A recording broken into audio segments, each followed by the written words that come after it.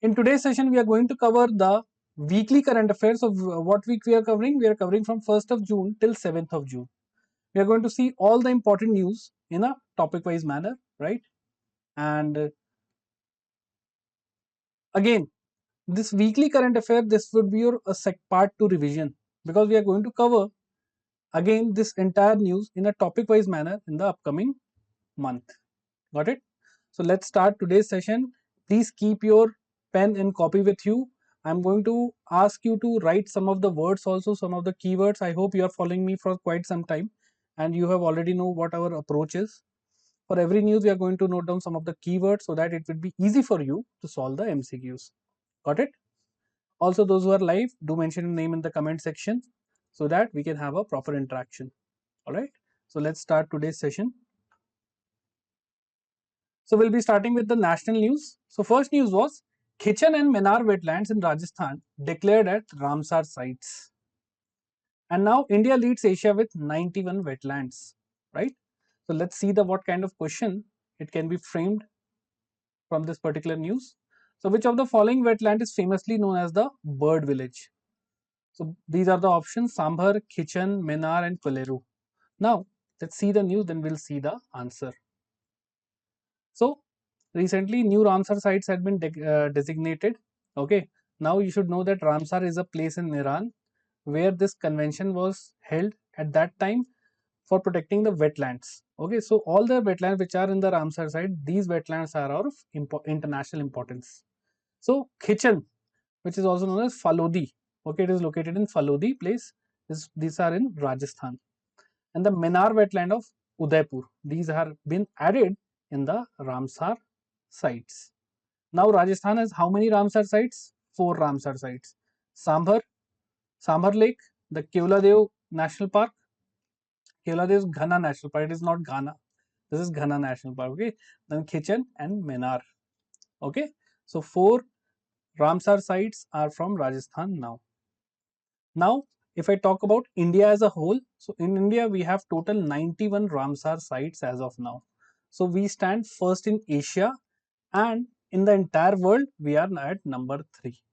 Before us, so number 1 is United Kingdom with 175, and then Mexico with 142 wetlands. Got it? And see, wetlands are a very important biodiversity sites. Okay, so you can see in Minar, it hosts around 110 water bird species and more than 22,000 different types of cranes, right? So wetlands are very important breeding ground for migratory birds. Got it? So what are the keywords here? So keywords would be, which you have to remember, is number 1, first of all, the name of 2 national park, Khichan and Menar. Okay, second thing is what? Rajasthan officially has now 4 wetlands. Got it? Rank of India, first in Asia and third globally. So these are the things which you should remember. Now, I'm giving you one homework. You are going to tell me which state in India has the highest number of wetlands. If you know that, please mention in the comment section. Right? Chalo. So correct answer is Menar. Menar is also known as bird village. Right? You can see here. So in Menar, it holds 110 water bird species. Alright, that's why it is known as bird village. Got it? So please remember this thing. Is it clear, guys? Yes, no? Yes, Tamil Nadu. Very good, very good. Tamil Nadu. Excellent. Anil. Next is Yashasvi Solanki appointed as ADC to President of India. Now, why this news is important? First, let's see the what kind of question can be framed. So, which officer became the first woman from the Indian Navy to be appointed as ADC? ADC means aide de camp. This is a French word. All right, to the President of India. So, we have seen that Yashasvi Solanki, right? So, she is from the Indian Navy. Please remember the name Yashasvi Solanki. Number 1, she is from the Indian Navy. Okay, remember this thing. So what is the role of ADC? So it basically is a type of personal assistant to the president. It ensures whatever protocol, whether it is followed or not, all the coordination with other teams and the communication with the armed forces. She is looking after the entire thing, right? And as of generally, president has 5 ADCs, 3 from the Army, 1 from Navy, and 1 from Air Force. For the first time, a woman from Navy has become the ADC, right? So please remember the name. So again, the keywords here would be the name of the individual, Yashasvi Solanki, and what position she has been appointed as the ADC to President of India. Just 2 keywords you have to remember. Okay, so correct answer is Yashasvi Solanki. Is it clear, guys? Please give me a thumbs up in the comment section if you have understood it, our approach. See the news, see what kind of question can be framed, then we'll see the news in detail and then we'll find the answer. Okay, so the news are also getting covered, the practice MCQ are also getting covered. Is it clear, guys? Yes, no in the comment section. Very good, very good. Chalo. Next is Goa achieved 100% functional literacy status under the Ullas scheme. If you remember the previous week, we have talked about Meghalaya also. Now, after Meghalaya, Goa has also achieved the functional literacy status under the Ullas scheme. So next is which Indian state was declared 100% literate under the NILP Ullas program in May 2025. See, we are specifically talking about, right? So here Mizoram is there, Kerala, Goa, and Sikkim. So we have seen the answer is Goa, right? So Ullas is basically Nav Bharat Saksharta Karyakram, New India Literacy Program. Okay, so Goa has achieved 100% literacy, functional literacy. Please remember under the Ullas program. Okay, now Goa has actually become the second state to do so. Before it, Mizoram has achieved this. We have covered Mizoram in the previous lecture, previous week. Okay, so remember this thing. And see again, this Ullas program, it is aligned with the National Education Policy of India. It is a centrally sponsored scheme which was launched in 2022. For 5 years it has been, the scheme has been there. And what is the objective of this scheme? To provide lifelong learning. Okay, so remember this thing also about Ullas 2022 till 2027. Got it? So correct answer is Goa. So if they can also ask you that who are the top 2 states? So first would be the Mizoram and second would be Goa. Got it? Chalo. Next is NSO, National Statistical Office released provisional estimates of annual GDP for financial year 25 and quarterly estimate of GDP for fourth quarter of financial year 25. See, understand, financial year 25, understand what it represents. It represents 1st April 2024 till 31st March 2025. Okay. Now, every year is divided into 4 quarters. So, first quarter is what? You have April, May and June. Then July, August, September, October, November, December, January, February, March. Okay. So, they have, for each quarter, they predict the GDP. So, NSO has recently provided a provisional estimate for annual GDP. So, which of the following statements are correct regarding the provisional GDP estimate for financial year 25 released by NSO? India's real GDP growth for financial year 25 is estimated at 6.5%. Real GDP. If you don't know the difference between real GDP and nominal GDP, do watch my video on Basics of Economy first lecture. I have told very clearly what is the difference between real and nominal. Now you should remember this thing. Recently you must have heard that India has surpassed Japan to become the 4th largest economy. And our GDP is somewhere around $4 trillion. So that GDP is a nominal GDP. Inflation is not considered when you calculate nominal GDP. But when you calculate real GDP, you take into consideration the effect of inflation. That is the basic difference you should know. Second statement is India's quarter 4 financial year 25 GDP growth rate stood at 7.4%. Okay. Now let's see the news, then we'll see the answer. So NSO has said that the real GDP growth rate will be 6.5% for financial year 25. This was released by NSO. Again, National Statistical Office, it comes under Ministry of Statistics and Program Implementation. Got it? So please remember this thing. Next news is, second part is, the 4th quarter GDP will be at 7.4%. That is going to be driven by manufacturing and construction.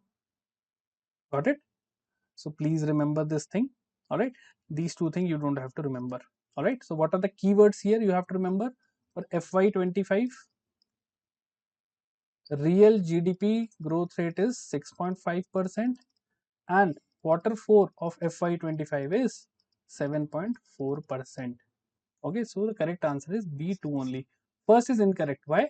Because it was 6.5%, and RBI has projected 6.6%. Again, see, first statement was real GDP growth rate of FY is estimated at 6.5%, comma, matching RBI projection. No, RBI has projected how much?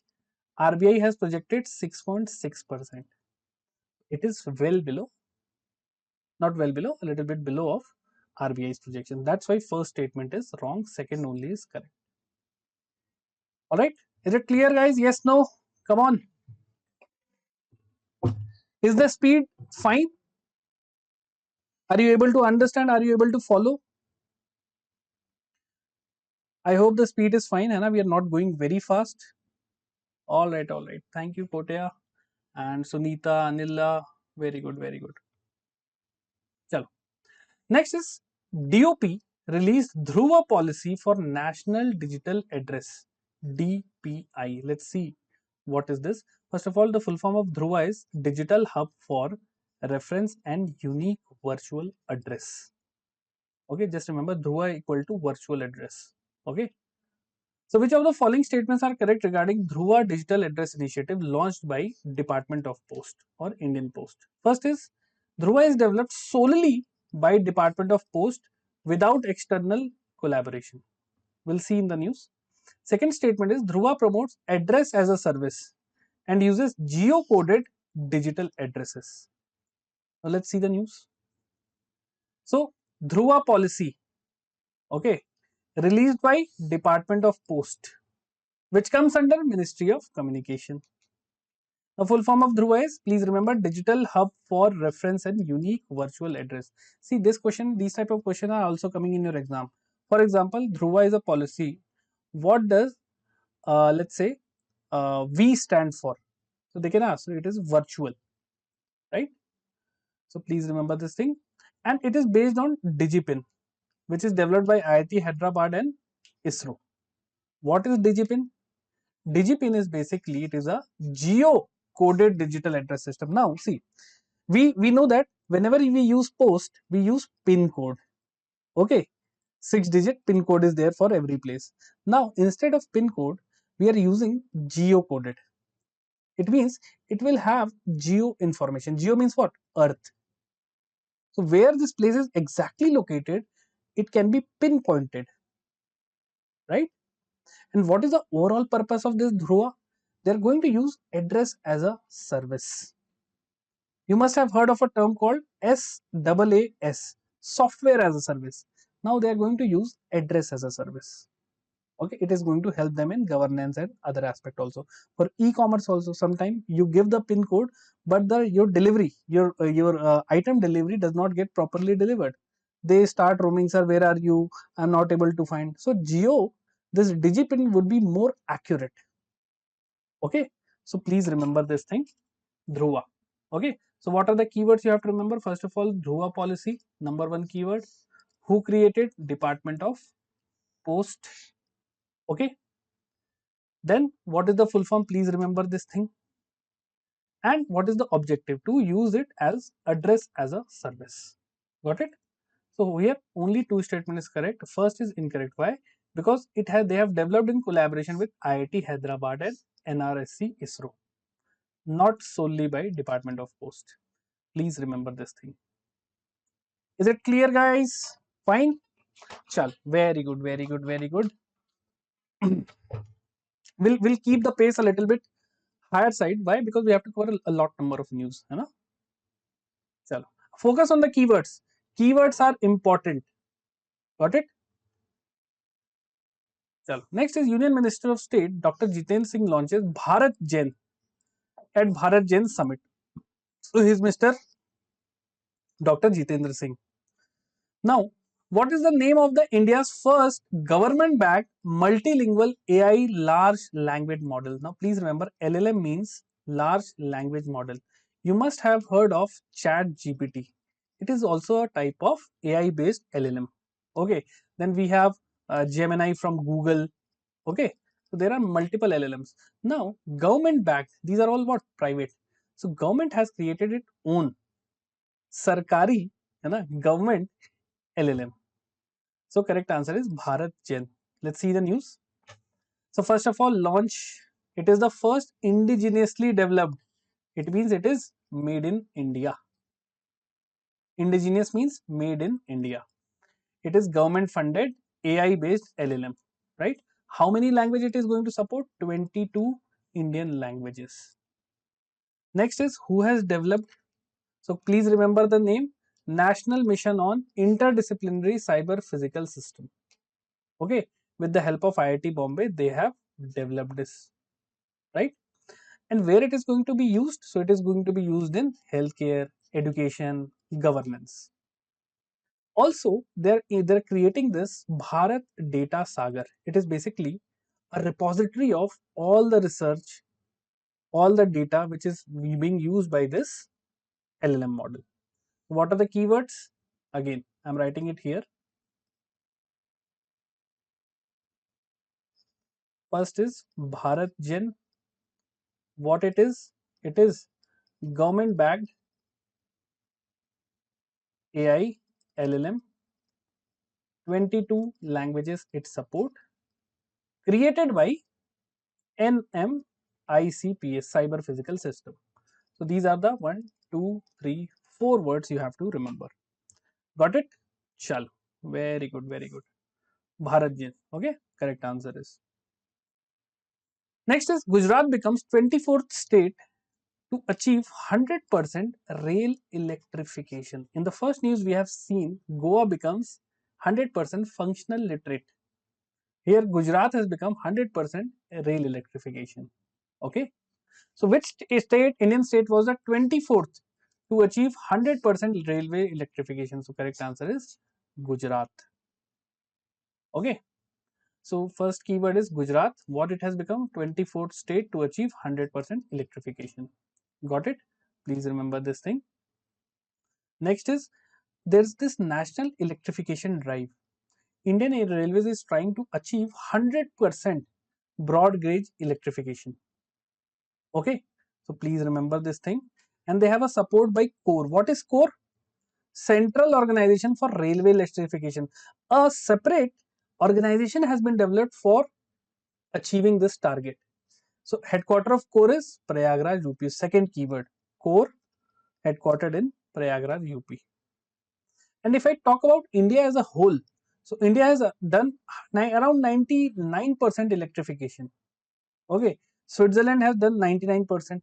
Okay. So please remember these keywords. All right. Gujarat, 24th state to do 100% rail electrification. Okay, support by CORE, headquarter is Prayagraj. Got it? So these are the keywords for your note making. All right, is it clear, guys? Fine. Any doubt, anyone? I don't think there is any doubt. Hannah. These are very direct factual things which you have to remember. Okay. See again, if I tell you now, you have to remember so many things. That would be very difficult. But if I say that you have to just remember these 4 words, then it becomes easy. See, it is all about current affairs is all about approach and short notes.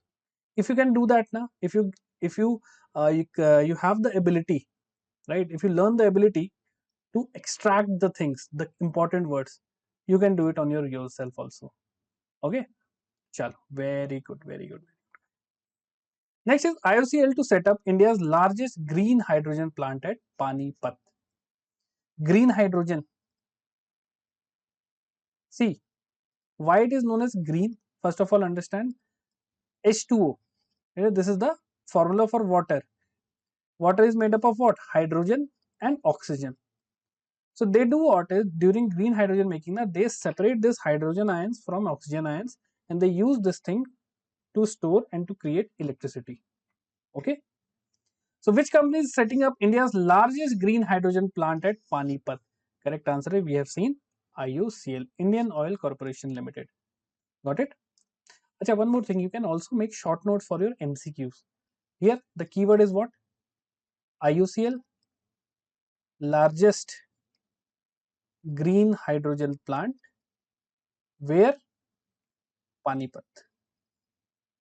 So it is just like who has done that, what they have done, and where they have done.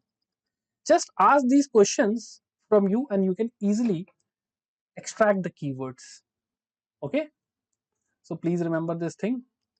Indian Oil Corporation Limited, largest green hydrogen plant at Panipat. Also Panipat has one big oil refinery, right? So please remember this thing. Also the contract has been provided to L&T Energy. Please remember the name of the company, Larsen and Toubro. Got it? Also it is on a model known as build, own and operate. L&T is going to build it, they are going to own it, and they are going to operate it. Okay, there are different models also. Okay, there is this public private partnership, then there is build, operate and transfer, and then there is build, own and operate. Okay, then there is hybrid annuity model also. There are different types of model for working. It is basically how government and private companies cooperate. All right, so please remember this thing. And see, again, there is a mission, the National Green Hydrogen Mission, which has recently been the target has been upgraded till 2030. Please remember this thing also. Okay, fine. So IUCL is the correct answer. Clear? Any doubt, anyone? I hope it is clear, है ना? Chalo. Now, a homework time. I'm going to give you one homework. You have to find out what is the total installed capacity, installed electricity capacity of India. Okay, you have to find out this. Second, you have to find out what percentage of the total installed capacity is from renewable energy. I can give you the source also.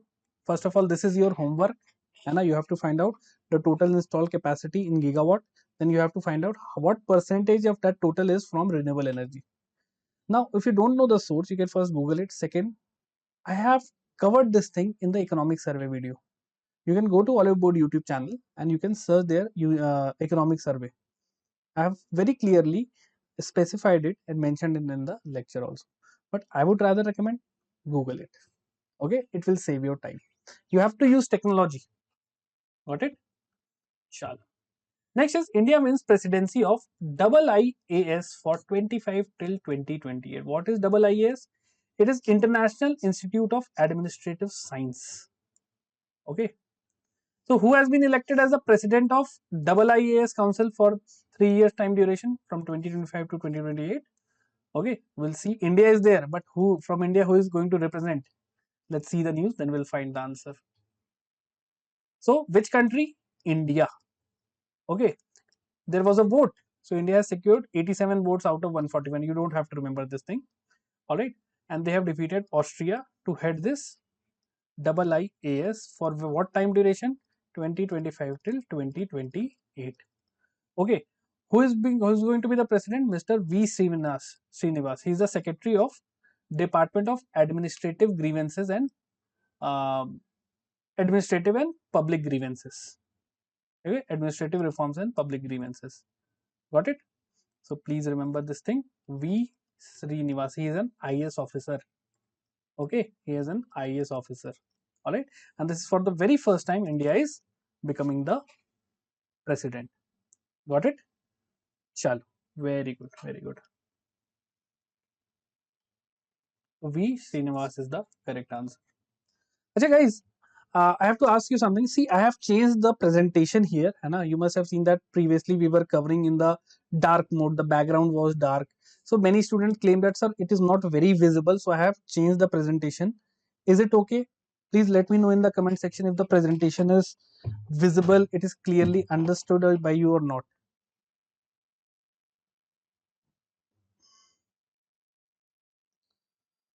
Is it clear, guys? The presentation is fine. or the previous one was fine? Just let me know. If it is fine, give me a thumbs up.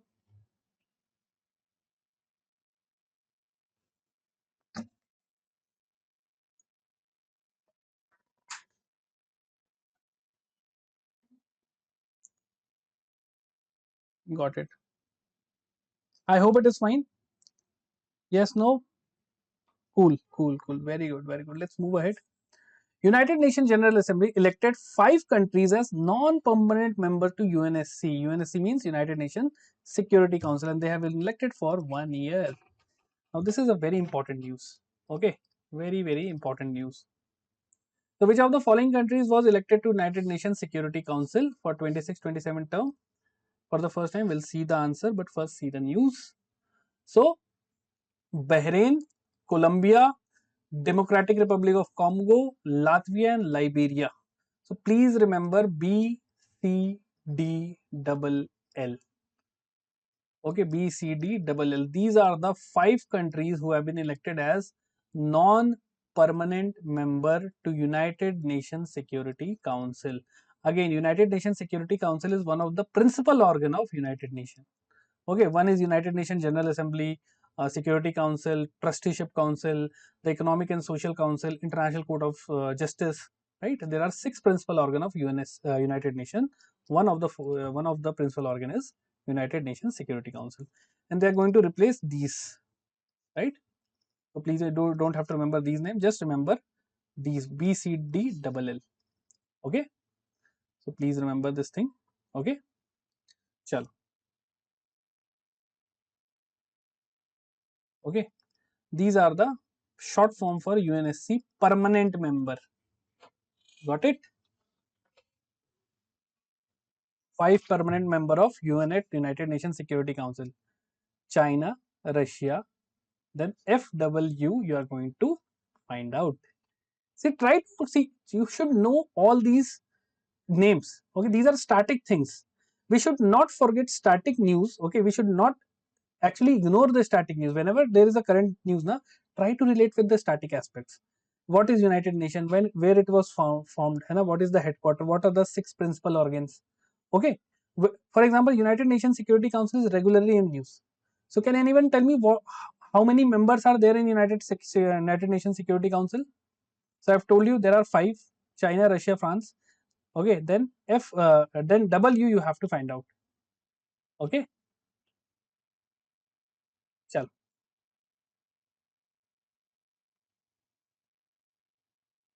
So correct answer is Latvia from the amongst the question. Okay, Colombia, Liberia, Latvia, and Bahrain.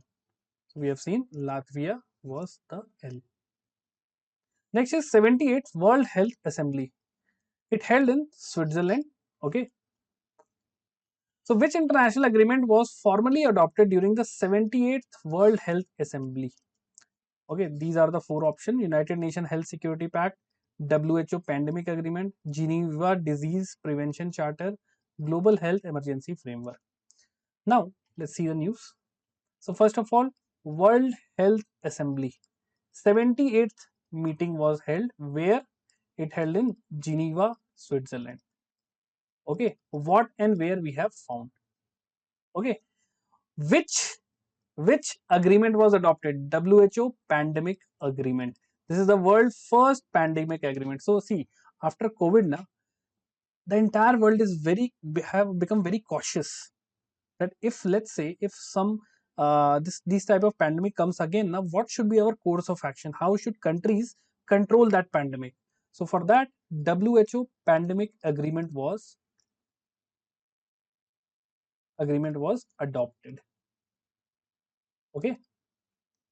Also, who is the Director General of World Health Organization? Dr. Tedros. Full name I'm not able to remember right now. Okay, if you remember, just remember Dr. Tedros is the DG of WHO.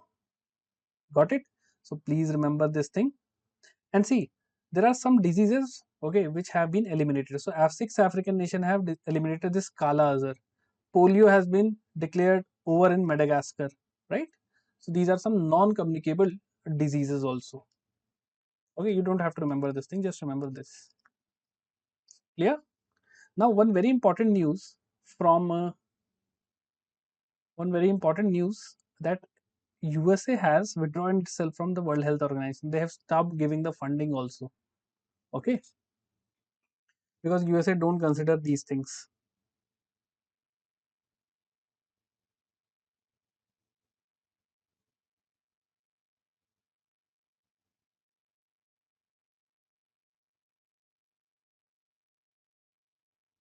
Right.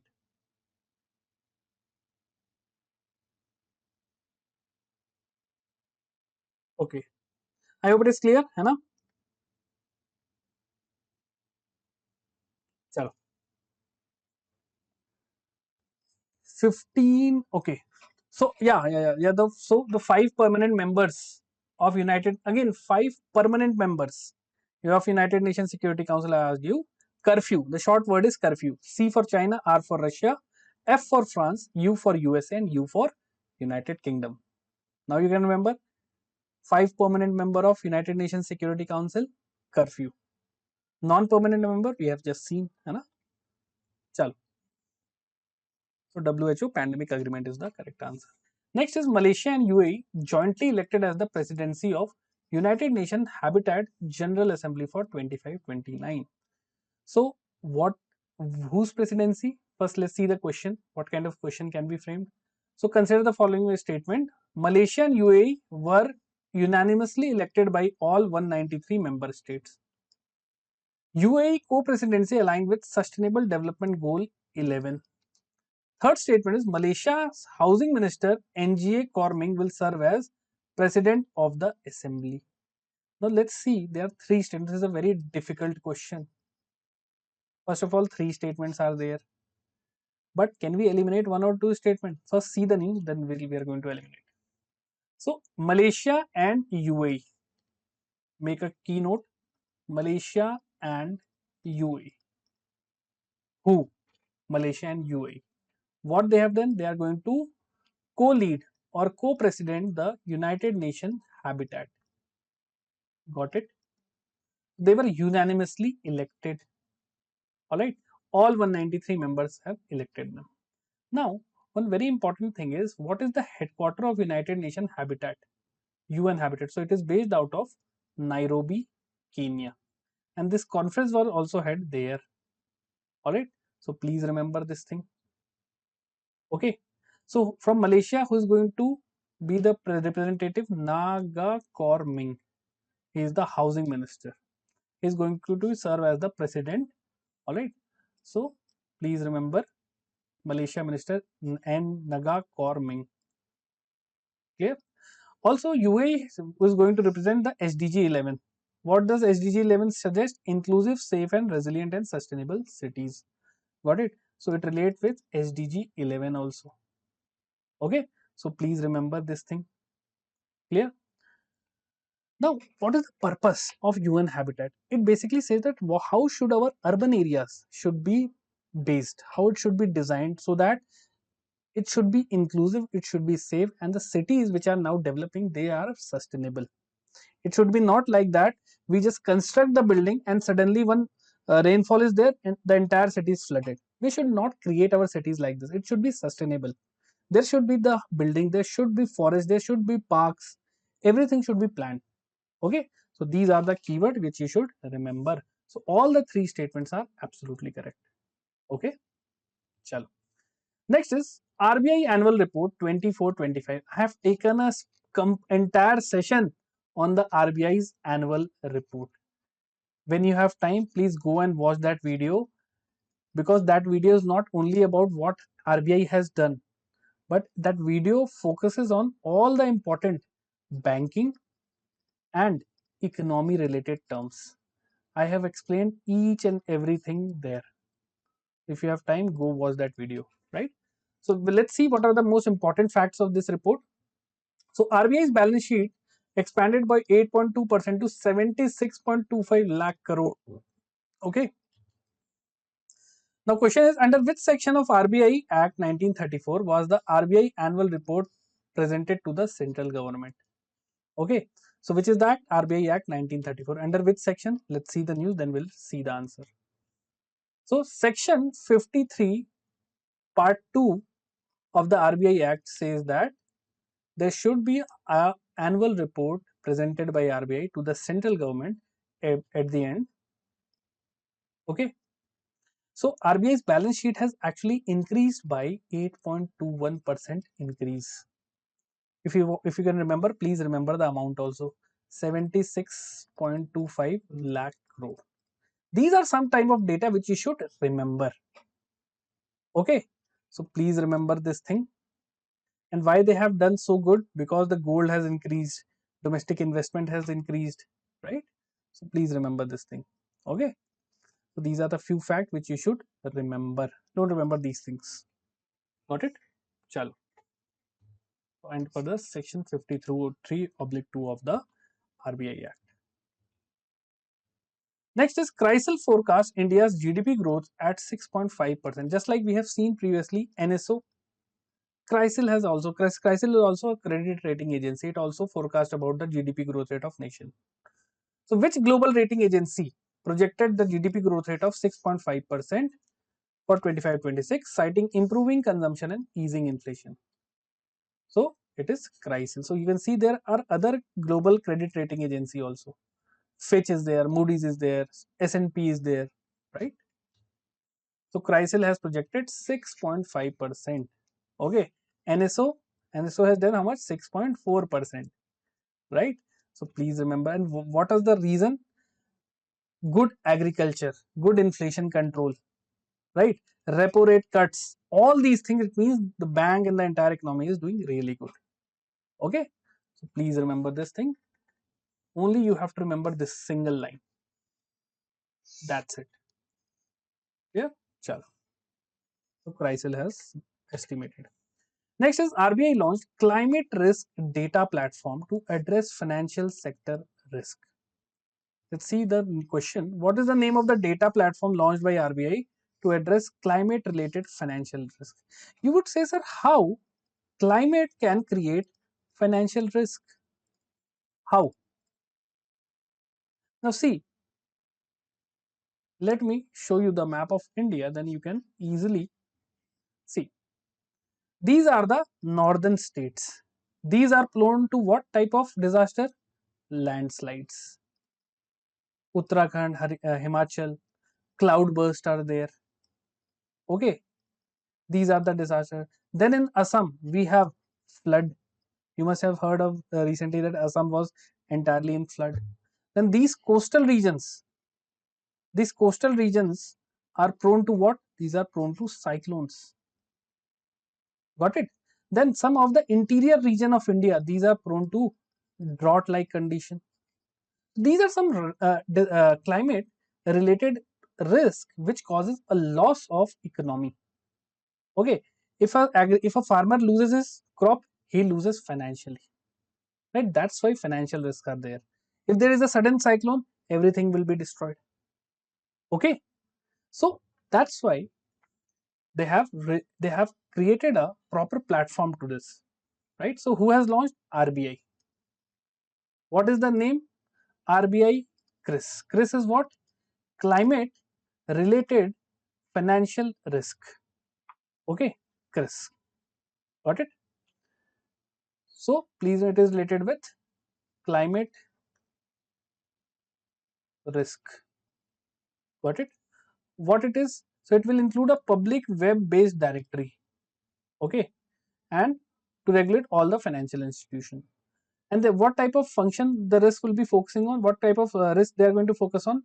Physical risk like floods, droughts, transition risk also. For example, there is some technology shift or policy shift by states, or there is carbon emission. They are going to focus on all these three things: physical risk, transition risk, and carbon emission. Three things you have to remember.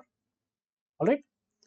So remember these things. These are the three type of risk they are going to focus on: physical, transition, and carbon emission. These are your keywords. So RBI CRIS is the climate risk information system. Clear? Sure.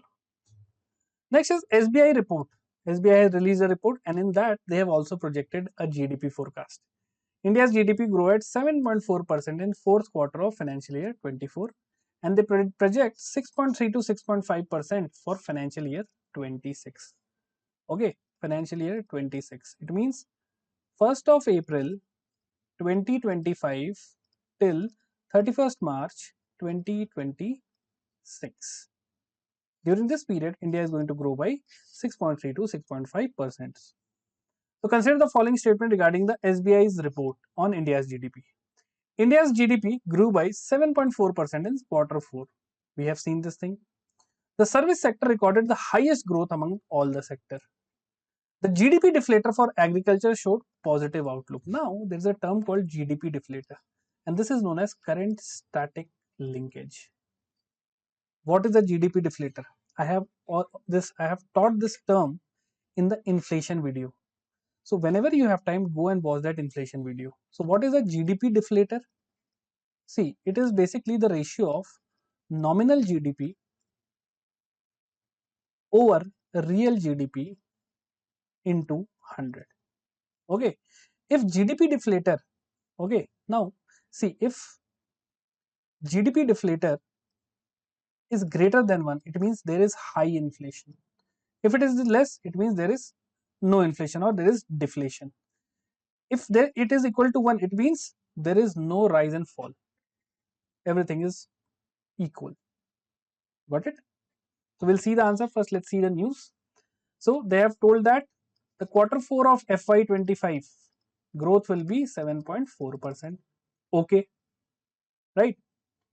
Is it clear? Then they have projected for financial year 26. The financial year 26 growth rate would be 6.3 to 6.5%. NSO has also said the same thing, right? And they talk that GDP deflator, okay, slowed to 3.1%. Got it? And in which agriculture has highest 3.2%, industry plus 1.5%, and in service sector it was low. It is a good thing, right? So please remember, and service sector expanded by 7.3%, right? Please remember, in finance and real estate 7.8%.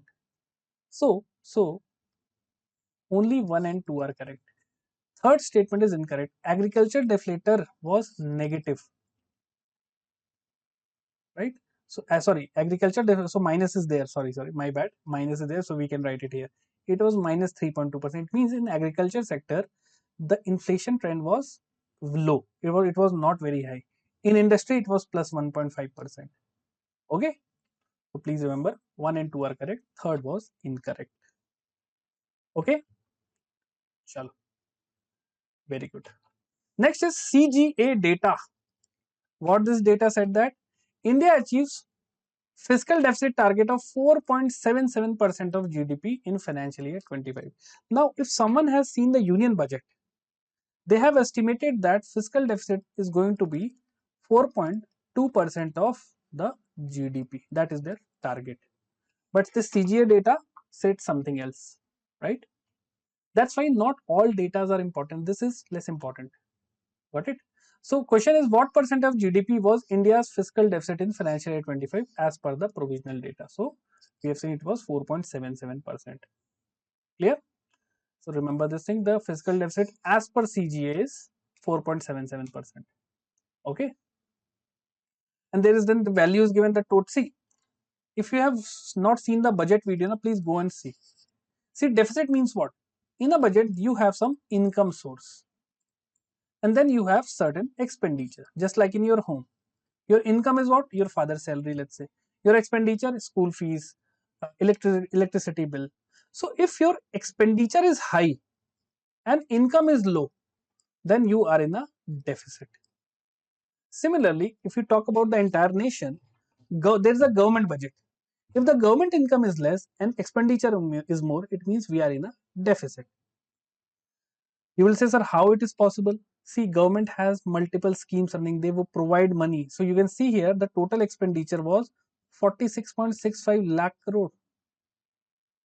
Okay, which was bifurcated into revenue expenditure and capital expenditure. Revenue means day-to-day expenses of government, like paying salary, paying pension. Capital expenditure means construction of railways, highways, your this Chenab bridge. These are all part of capital expenditure. Okay. Now you will see this is the expenditure. This is the this part. What about revenue? Revenue was 30 lakh crore. Your expenditure is 46.56. Your receipt is only 30.78. Okay. So you would be in deficit. You're definitely going to be in deficit, right?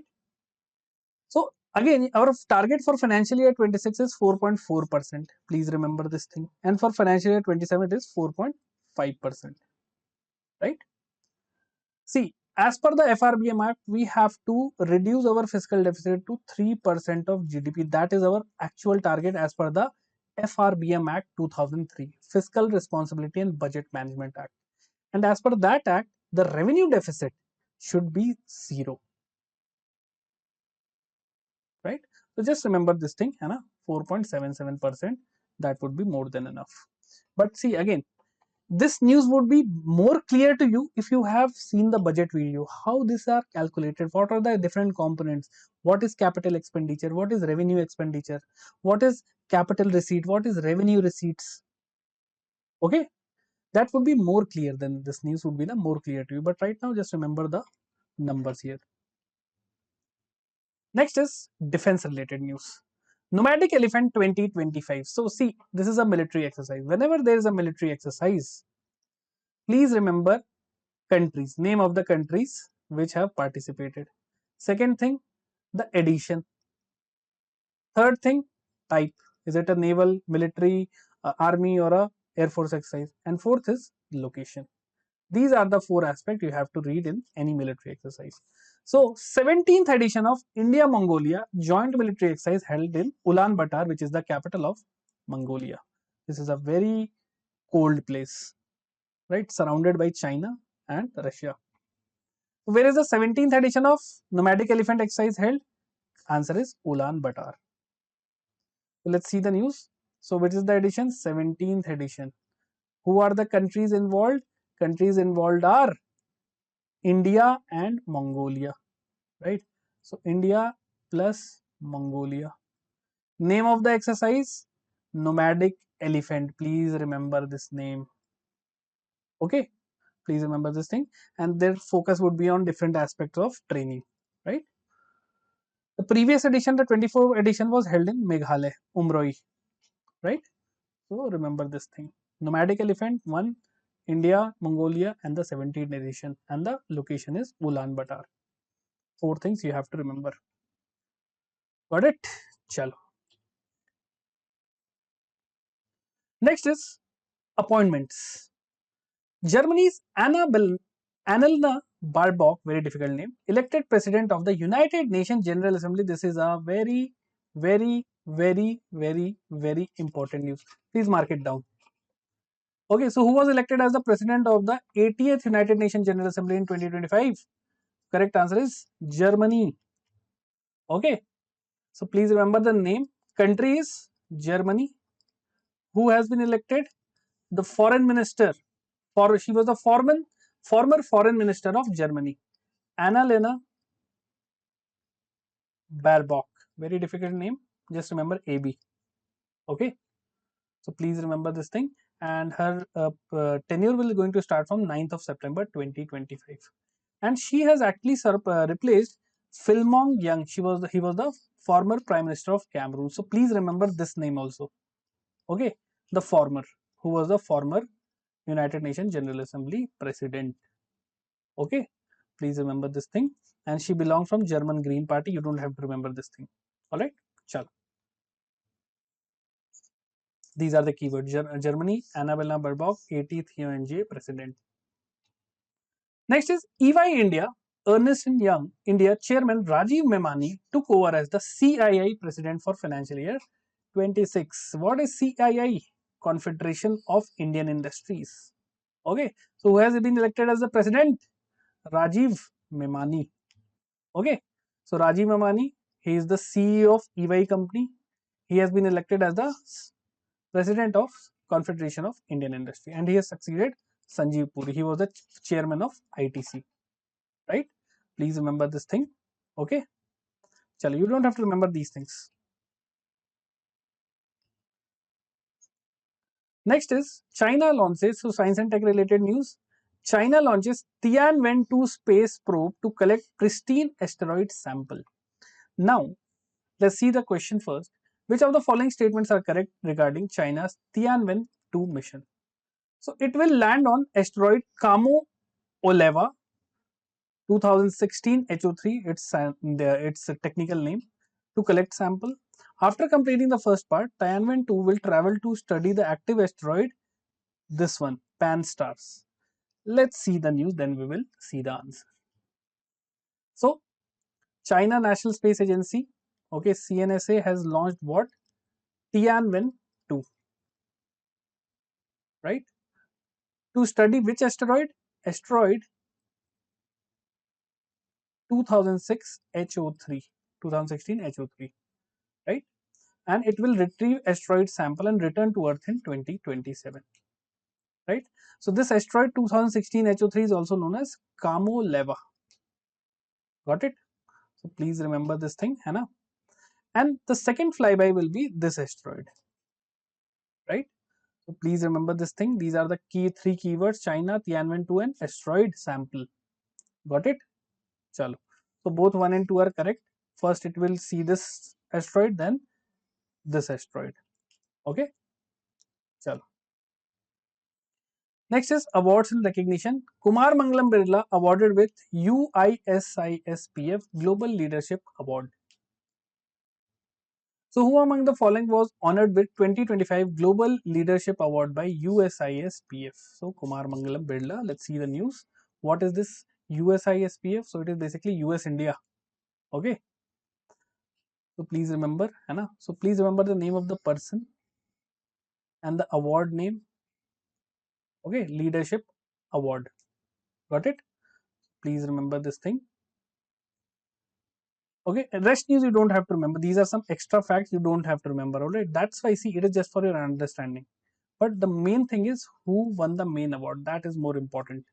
Clear? Chalo. So it is United States India Strategic Partnership Forum, USIPF. Next is President of India Draupadi Murmu conferred National Florence Nightingale Award 2025 to 15 nursing professionals. See, Florence Nightingale, she was a, you can say, just like Mother Teresa, है ना?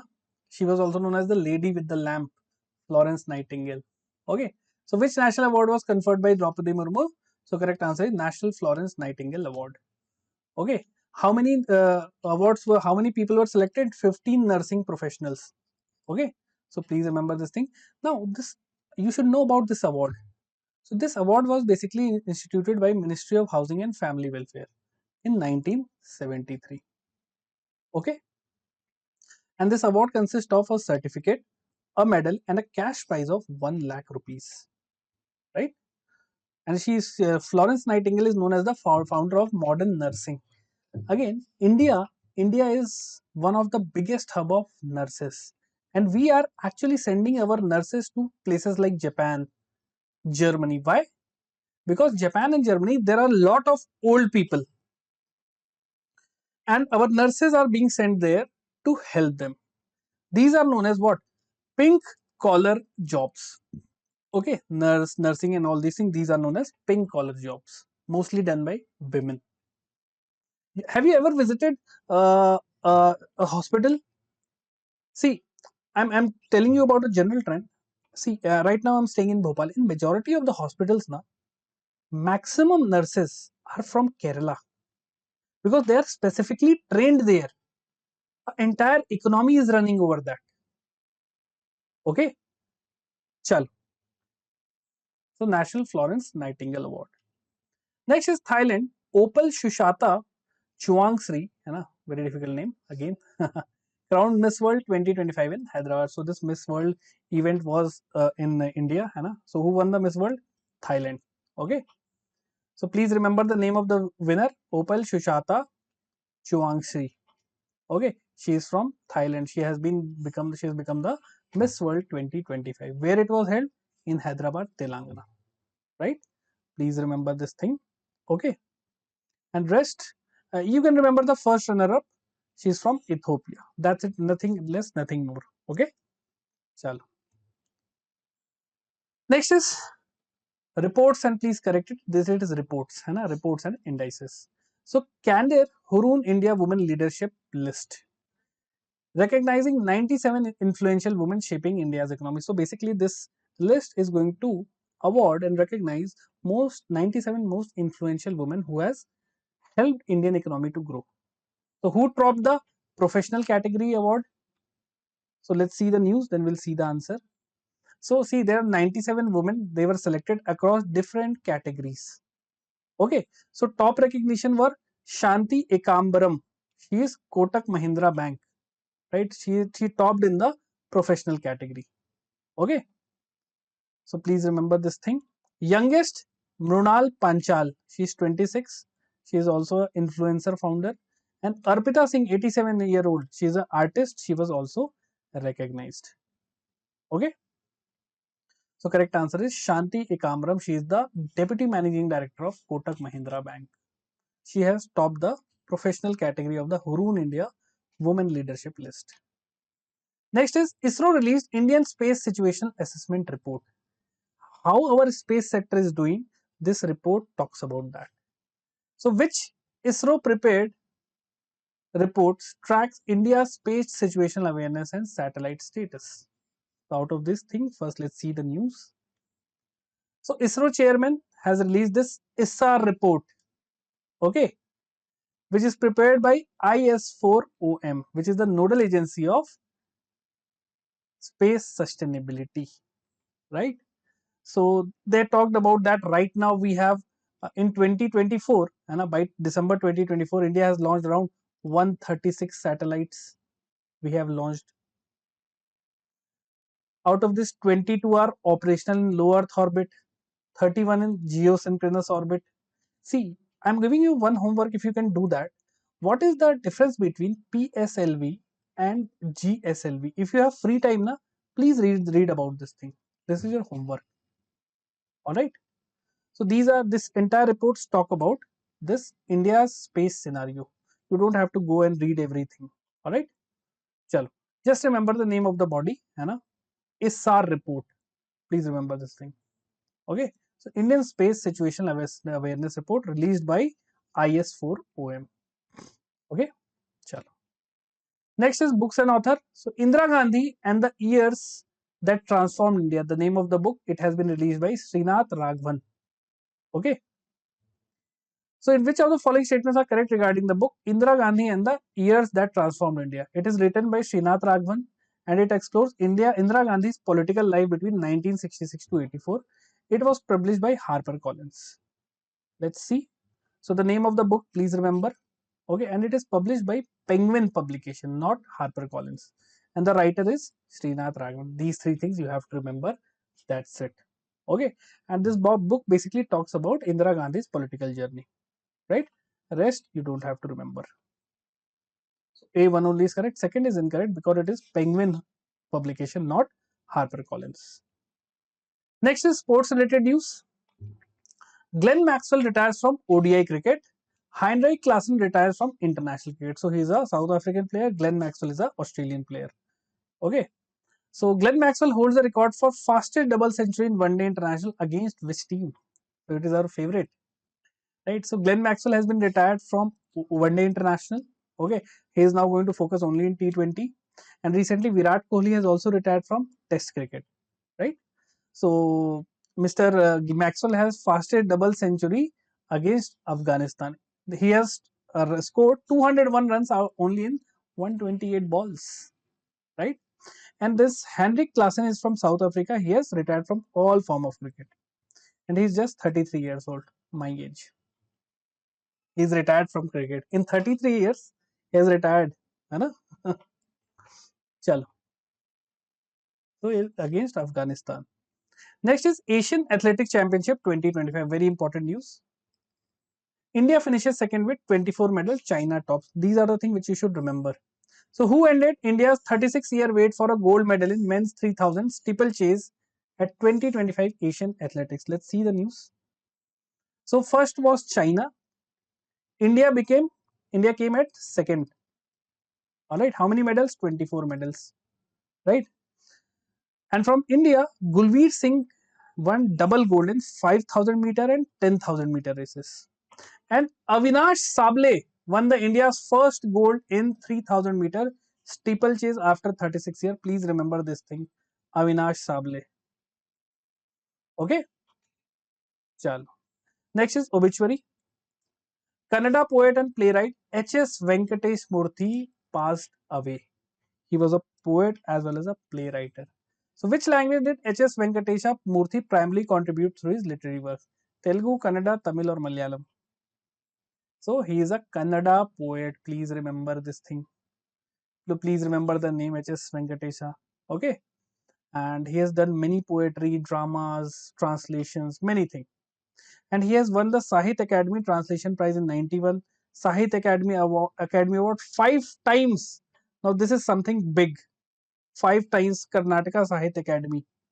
Okay, so you have what you have to remember that here the name you have to remember and which language or state he belongs to. Okay, these two things you have to remember. That's it. Okay, of you.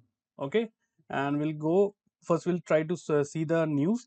Then we'll see what kind of question they can ask from this particular news. Then we'll see the complete information and detailed things about the entire topic, and then at the end we'll go to see the answer. That would be our approach for this entire weekly session. Okay, so let's start. And if you have any kind of doubt, do let me know in the comment section so we can have a proper discussion over that. Right? Acha, before starting, one very important thing is yesterday I was taking this class of this static banking. Okay, and there I was teaching that Basel norms thing. Right? So in Basel norms, in Basel 3, there was some kind of update regarding this uh, capital adequacy ratio, hai na? And so one of the student, she told me, sir, is it somewhat related with NBFC? Recently RBI has given a guideline that the CAR for NBFC, they have reduced it from which somewhat percentage. So that is the thing you have to understand. See, many students ask me, sir, what type of current affairs is important? Always see the news from your static point of view. Okay, I'm reading repo rate. Is there any information, any news related with repo rate? Yes. Recently the RBI monetary policy was there. The repo rate and the other policy rate, they were decreased. Similarly, if let's say you are studying Basel norms, so you will come across various type of terms called capital adequacy ratio. So see, try to relate those news with the current affairs. Then you would know that exactly that yes, this news is very important, right? So that should be your approach. That should be the ideal approach to study current affairs. Got it? See, I'm not saying that you should apply all these things, right? But in the banking, finance and the economy sector, you can easily relate, right? Very good afternoon, sir. मेरा आज day 1 है, क्या YT session भी attend करनी है? No, if you are in the paid group, then no need to attend the YT session, है ना? Suman, just follow the paid classes, right? चलो, let's start the session.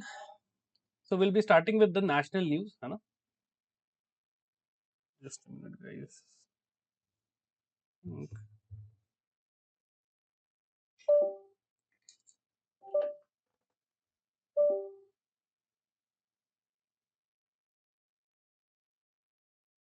Just a minute, guys.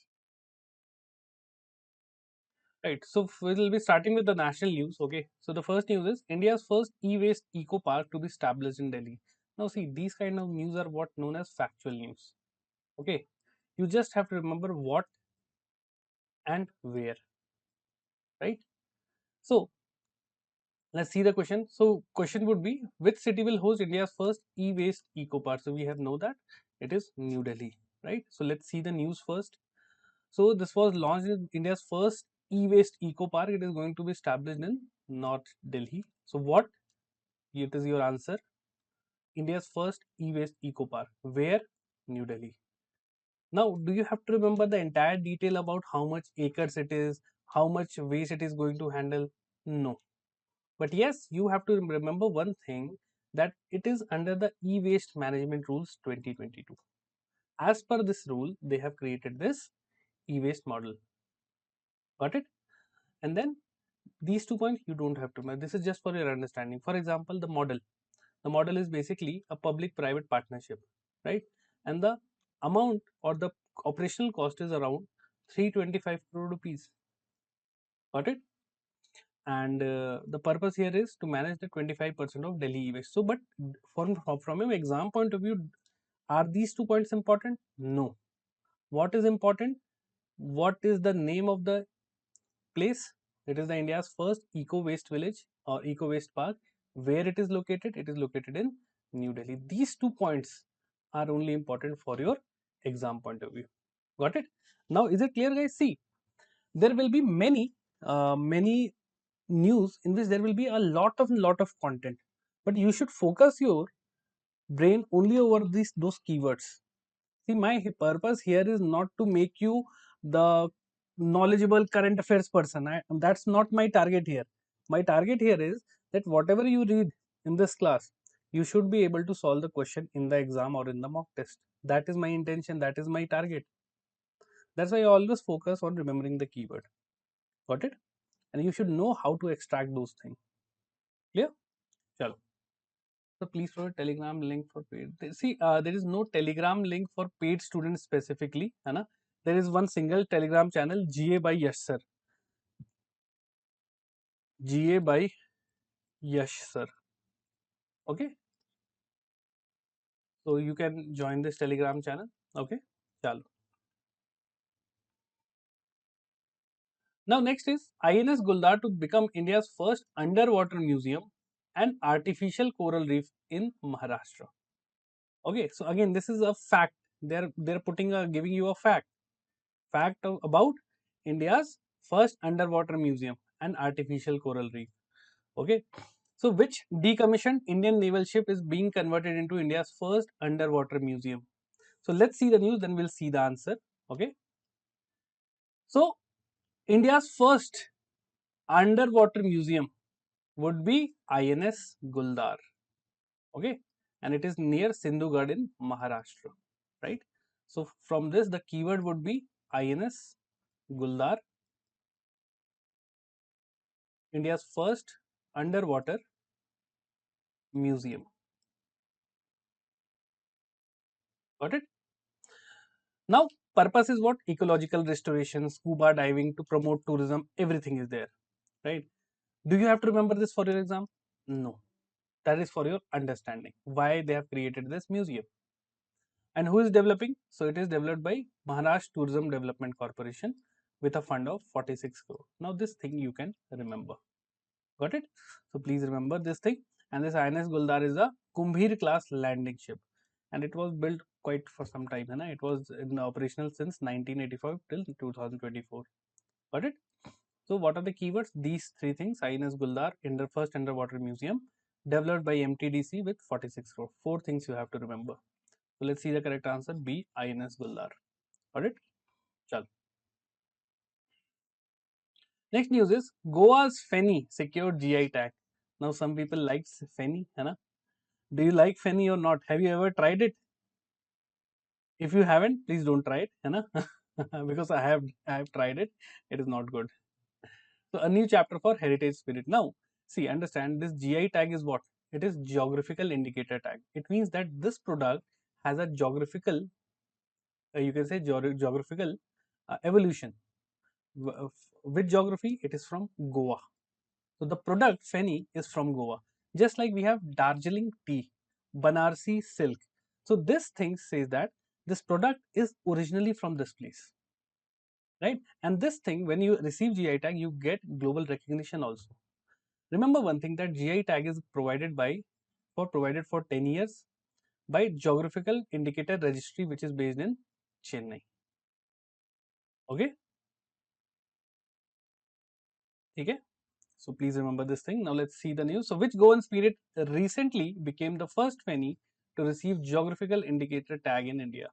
So we'll see the news first, then we'll see the answer. So Goa's Ozo Feni, right? So Ozo Feni from Goa has received the GI tag. These are the three words for this entire thing.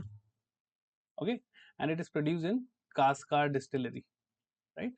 So remember this thing, and this is the first Feni in India to receive a GI tag. Clear? Chalo. Just remember this thing. So Ozopheny is the correct answer. Next is Union Minister Amit Shah launches Bharatiya Bhasha Anubhag to promote Indian languages in administration. Nahin. Now, which new section was launched by Amit Shah to promote regional languages in government functioning? So we have said is Bharatiya Bhasha Anubhag. Okay. So what is this Bharatiya Bhasha Anubhag? First of all, please remember this BBA. है ना? They can ask you the full form also, right? The purpose is basically to reduce dependency on English. Right now, if you see, if you have ever been to a court, especially High Court and Supreme Court, okay, you would see that majority of their working is based on English.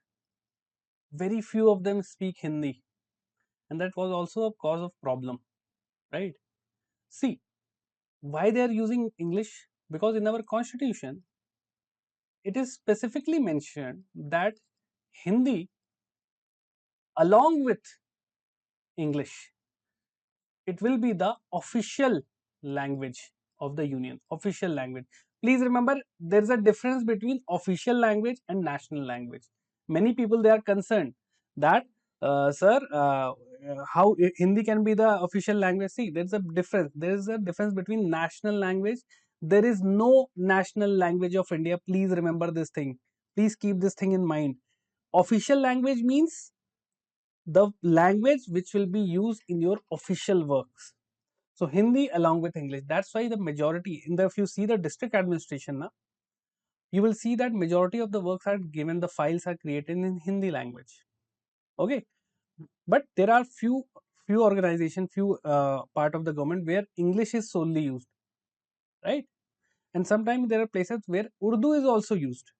So to reduce dependency upon English in official work, Bharatiya Bhasha Anubhag has been created. Vamshiraj, I have attended Shifali ma'am Google with aspirant. They said difficult with GA and scored less. No, no, Vamshi, Constitution is not written in English. It is in Hindi also. Please don't get confused, है ना? And I was not able to understand what you have asked in the comment. Please write it properly. So this Bharati Bhasha Anubhag, it has been created by, it is launched by Ministry of Home Affairs. Got it? Please remember this. And the tech support has been provided by CDAC, Center for Development of Advanced Computing, which is based in Pune. The budget is 56 crore. All right. So please remember this. And right now, in our constitution, we have 22 scheduled languages, which are given in the 8th schedule of the constitution. Okay. Please remember this thing.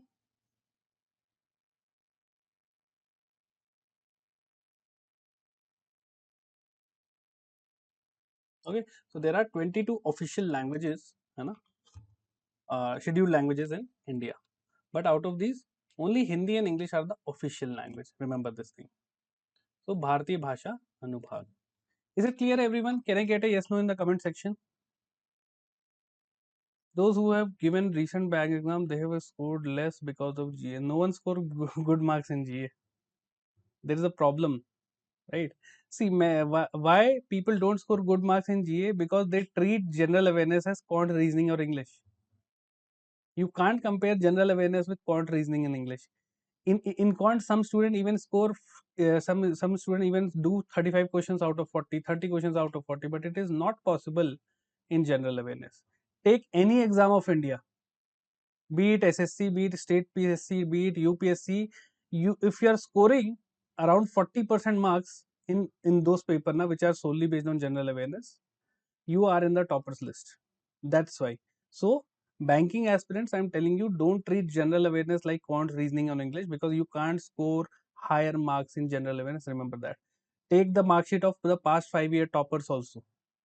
You will see that in GA maximum they are scoring 10 marks to 12 marks, 13 marks, 15 marks, maximum 15 marks. It is not possible. See, if it would be a GA exam, see, it is also possible to score, but right now I'm saying it is not practically possible. Why? Because you have other subjects also. This exam is based on quant, reasoning, English and GA. 4 subjects you have to study, right? So that's why if this exam was only asking about general awareness, then people would have scored around 30 marks out of 40. But here it is not possible. You can't devote the entire time in general awareness. Please remember, you have to be balanced. You know that in quants I can score higher marks, in English I can score higher marks. So your more effort should be given in these areas. If you are giving more effort in general awareness and less in those sections, my friend, you are not going to clear this exam. Okay? Why? And you should be very practical. These are the subject where I can score higher number.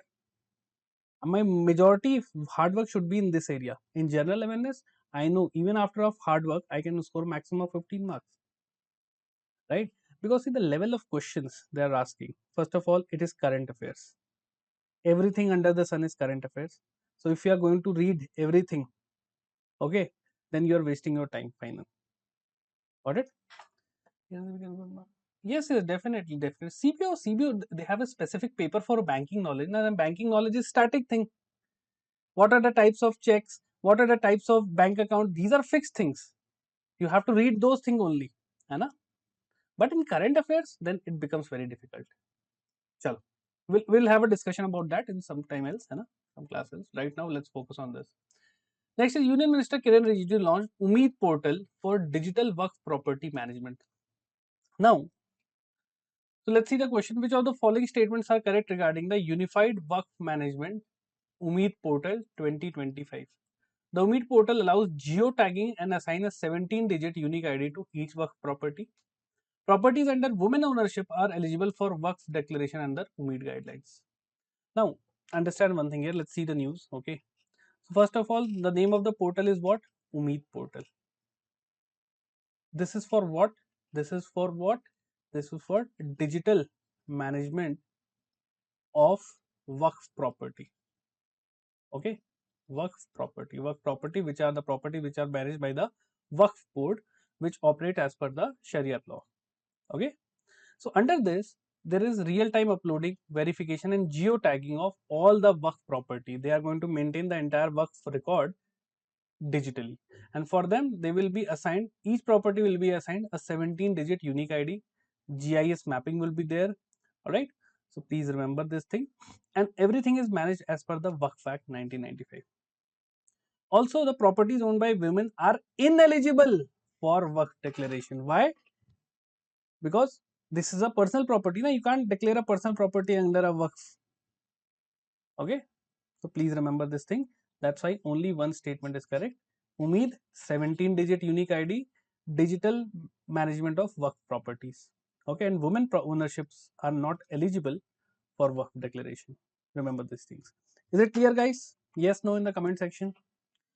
Waqf, they see, remember, see, Waqf is basically a government organization, right? Now, Waqf, basically, the Muslim population, they have their own personal laws, right? And similarly, they have this Waqf board, which manages, which look after the properties, and they use those. See, so what happened was just after the partition, many of the Muslims family they shifted it, migrated to Pakistan. Many of those properties which they had were left alone. So Waqf board was created to look after those property, to use those property for social welfare. For example, some properties are used for teaching. Madrasas were established. Some properties were used for hospitals. So all these things are managed by the Waqf board. Now there is a bill which has been passed by the parliament, which says that, which basically changed the management of the Waqf board. Earlier there were only Muslims and the Islamic people who were in the board. The new bill basically changed the thing, and the more power were given to the district collector to decide whether this property would be a Waqf property or not. But this has been right now stayed in the Supreme Court. Got it? So remember this thing. Okay? Is it clear? Waqf. Chalo. Next is Finland inaugurates on it. So let's see the international news now. Finland inaugurates honorary consulate in Ahmedabad, appoints Kulin Lalbhai as honorary consul. So where was the new honorary consulate of Finland was inaugurated? So it was inaugurated in Ahmedabad, Gujarat. So it is a very factual news. Hana. So which country has inaugurated? Finland. Where they have inaugurated the consulate? Okay, where they have inaugurated the consulate, they have inaugurated in Ahmedabad. And who's the first council? Mr. Kulin Lalbhai. Okay, he is the vice chairperson of Arvind Limited. Arvind Limited is a big textile company. Got it? And see why they have opened this thing. So have a good relation with Finland. Why? Because Finland have an excellent technological grip over clean energy and circular economy, which we can use in India also. Got it? So please remember this thing. So C, Ahmedabad is the correct answer. Very factual question this is. Next is 8th session of the Global Platform for Disaster Risk Reduction held in Switzerland. Now, in India, we have a National Disaster Management Act 2005, which is based upon the Sendai framework. Sendai is basically place in Japan. Okay, and see, Japan is the most disaster prone country in the entire world. Every alternate week there is an earthquake, tsunami warning, everything is there. And the people has become so resilient, the economy has become so resilient that they can create from the scratch very soon. And they have created an entire framework which now the entire India, entire world is following. That is known as the Sendai framework. Got it? So 8th session of Global Platform for Disaster Risk Reduction, where it was held in Switzerland. So who received the United Nations Sasakawa Award? See, remember this award, Sasakawa Award is for what? Disaster risk reduction in individual category. So these are the 4 names. We'll see the news first, then we'll see the answer. So where the meeting was held, United Nations Disaster Risk Reduction, it happened in Switzerland. Okay. What was the theme? Every day counts. Please remember this thing also. And who was the award winner, the Sasakawa Award winner? Mrityunjay Mahapatra. He's the DG of Indian Meteorological Department. Please remember this thing also. Right? He is known as the Cyclone Man of India. Why? Because he has helped and he has done a lot of work in cyclone forecast.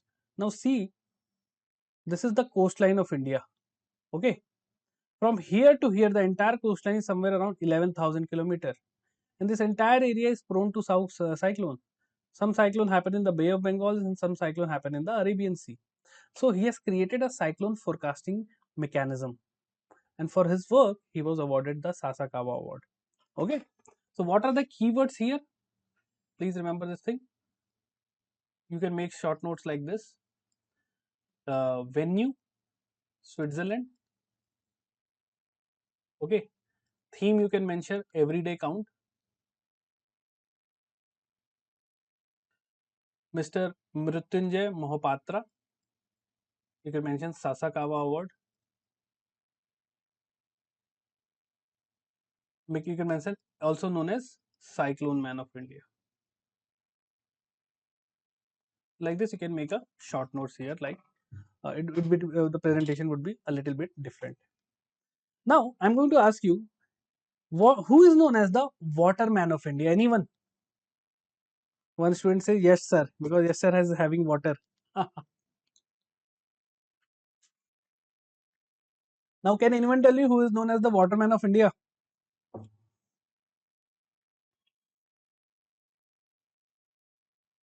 So that is your homework. Tell me in the comment section, है ना? Who is known as the Waterman of India. Next is the banking, finance, and the economy section, right?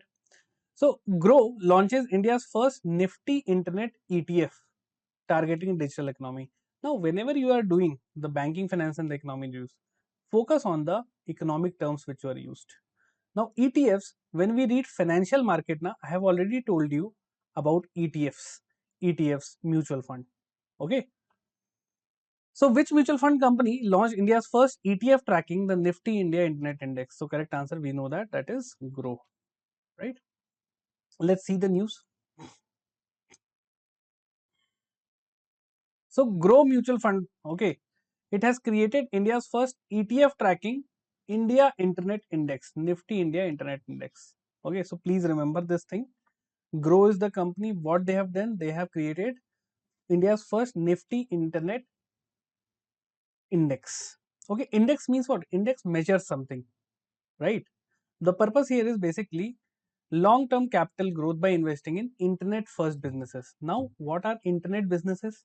For example, your e-commerce, Amazon, Paytm, Zomato. These are what? These are internet based companies in India which uses internet for their entire businesses. Okay, is it clear? Yes, no? And now what are ETFs? ETFs are what? Just remember, okay, see, we have mutual funds, but remember mutual funds are not tradable. You can't trade mutual funds. You can't sell mutual funds, right, to other people and start trading. You can't do that. But let's say if you have the safety of mutual funds and you can also trade it, so that are known as ETFs. So it is just like a basket of stocks which you can buy on the stock market. Okay, so remember this thing. ETFs and mutual funds are almost same, but remember ETFs are tradable, mutual funds are not. That is the main difference. Got it? So Grow has started this Nifty India Internet Index. They want people to invest in internet based companies and internet based businesses. Okay, and for this they are opening a new fund offer, just like for shares. Okay, let's say when a private limited company, they want to become a limited company, public limited company, they issue their IPO. Similarly, a mutual fund for the first time, they offer its new fund offer, that is known as NFO, and minimum you can invest 500 rupees. Got it? So yes, no? Is it clear, guys? What are ETFs? What are mutual fund? Do you understand the difference? Yes, Rajendra Singh is known as the waterman. Very good. ETF, is it clear, Tharun? I have explained it. No, I can't. I can't start the trading knowledge thing, na, because I have to take license from SEBI. Nowadays, if someone is saying that they are giving share market courses, na, they have to be registered with SEBI. Otherwise, many people are doing fraud also, right? Chalo. But you should understand these things and see financial markets. See, in simple words, if you want to earn money, you should know what the financial products are and how to deal with it. You know there are share market, right? Chalo. So Grow is the correct answer, है ना? Please remember the name of the company. There are many type of companies. Grow is there, Zerodha is there, right? Many companies are there, okay, which basically provide you a platform to invest in the share market. Next is SEBI unveils valid UPI safeguard and SEBI check verification tool. Okay. So what is the name of SEBI's new UPI based payment mechanism for verified intermediaries? Secure, valid, trust or clear? Let's see the news first, then we'll see the answer. Okay. So our SEBI chairperson, Mr. Tuhin Kanta Pandey, you should remember this thing also. They have announced valid, a new UPI based payment system for verified SEBI registered intermediaries. Okay. So please remember this thing. What is the purpose here? To curb impersonation, right? It means, for example, let's say if you're sending money to someone and he have this UPI ID which consists at the rate valid. For example, at the rate Paytm, at the rate something, hai na? But if it is there, it means that is a SEBI registered intermediary. Okay. And there will be a green thumb indicator like this. There will be a sign also. It means this person is authentic. You can share the fund, right? And the entire implementation is done by, again, the National Payment Corporation of India. Please remember this body. National Payment Corporation of India regulates the entire payment and settlement system, right? So remember this thing. And the daily limit for this is 5 lakh rupees. UPI limit is there. Remember this thing also. Okay. And SEBI has also launched this SEBI check tool, right? What it helps? So it helps basically, it let the investor verify UPI IDs, okay, and QR code manually, right? So please remember this thing, whether this UPI ID is authentic or not. So there is a tool, you can put this UPI ID in that and SEBI will check whether it is authentic or not, right? Please remember this thing. So please remember the name valid. So what are the keyword here? First of all, SEBI, they have released this what? UPI based payment system. Name is what? Valid, along with SEBI check tool. Okay. So please remember these keywords. Got it? So valid is the correct answer. Next is NSE, National Stock Exchange, receives SEBI's approval to launch monthly electricity future contracts. Now, first remember what are future contracts. Future contracts, if you have if you have seen my financial market video, है ना, I have told you about two things: the derivative instruments. Okay, one there is futures and there is other options. So futures contract means, let's say electricity future contract. Let me explain it. For example, you are fixing the price of electricity today at, let's say, rupees 8 rupees per unit. Okay, and at this price you are going to purchase or sell electricity in next month, in the future date, right? So why? Because see, electricity is a volatile thing, its prices fluctuates very rapidly. So if you want to avoid this price fluctuation and you want to uh, trade in future electricity is what? It is a type of commodity, है ना? So there is also electricity, many companies which are creating power, which are creating electricity, so you can share their you can trade in their shares. Okay, so future is a instrument. Electricity future contract is an instrument where you will fix the price of electricity today and you are going to trade it in the future day. Okay, let's say in the future the market price of electricity has become 12 rupees or 20 rupees. You will be going to buy or sell at 8 rupees. Why? Because you have already used the future option, right? So what will happen? So the basically the factories and the power companies, they can fix their price in advance.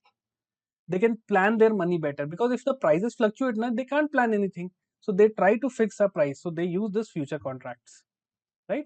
So there are many companies like Tata Power is there. They can manage their earning better, right? Big electricity users, there are very big factories. They can get up electricity price stability. Okay, so is it clear what is the purpose of this electricity future contracts?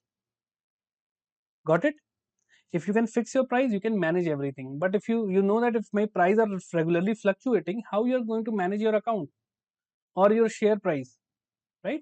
So NSE has received SEBI's approval. So which exchange received SEBI approval to launch electricity future contract? National Stock Exchange. See, in India there are different types of exchanges. So there are different types of exchanges. Okay, we have National Stock Exchange, right? We have Bombay Stock Exchange, we have multi commodity exchange. There are many type of exchange. Okay, so remember this thing. The National Stock Exchange got SEBI approval to deal and to launch monthly electricity future contract. Okay, see, these future and options are, these are hedging tools. Hedge against means protection against price, the fluctuating price. Got it? So please remember this thing. And acha, one very important thing was this last point. Please remember, Geo BlackRock investment.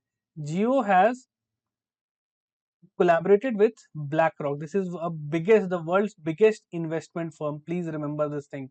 Its net worth is more. It is beyond the Apples and Tesla, right? So they have created a 50-50 joint venture between Geo Financial Service and BlackRock. And now you will see that there is a new shares, Geo Finance share. It has been listed. Okay, and they will be acting as a investment advisor, right? So please remember this thing. Geo has collaborated with BlackRock. Remember this thing also. This was also important news. Chalo, the National Stock Exchange. See, in banking, finance, and economy, you have to focus. You have to understand the meaning of that term. If you are not understanding it, it means you are just memorizing. You are rote learning. Please avoid that thing. Next is RBI granted scheduled bank status to Vishweshwar Sahakari Bank Limited. Sahakari means what? Cooperative bank. So can a cooperative bank can become a scheduled bank? Yes. Okay. Scheduled bank means the banks which are listed in the second schedule of RBI Act 1934. Remember this thing. Okay. So which Pune-based urban cooperative bank was granted scheduled bank status by RBI? So correct answer is Vishweshwar. Okay. Remember this thing. So yeah. So they have been granted scheduled bank status as per the RBI Act. So they will be now placed in the second schedule of RBI Act.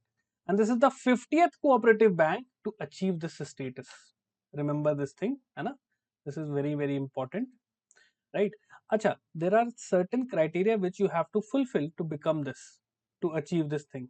So for urban cooperative bank, they must have to maintain a CRAR of 3% above their tier now. For example, let's say the capital adequacy requirement for India is, let's say, 10.5%.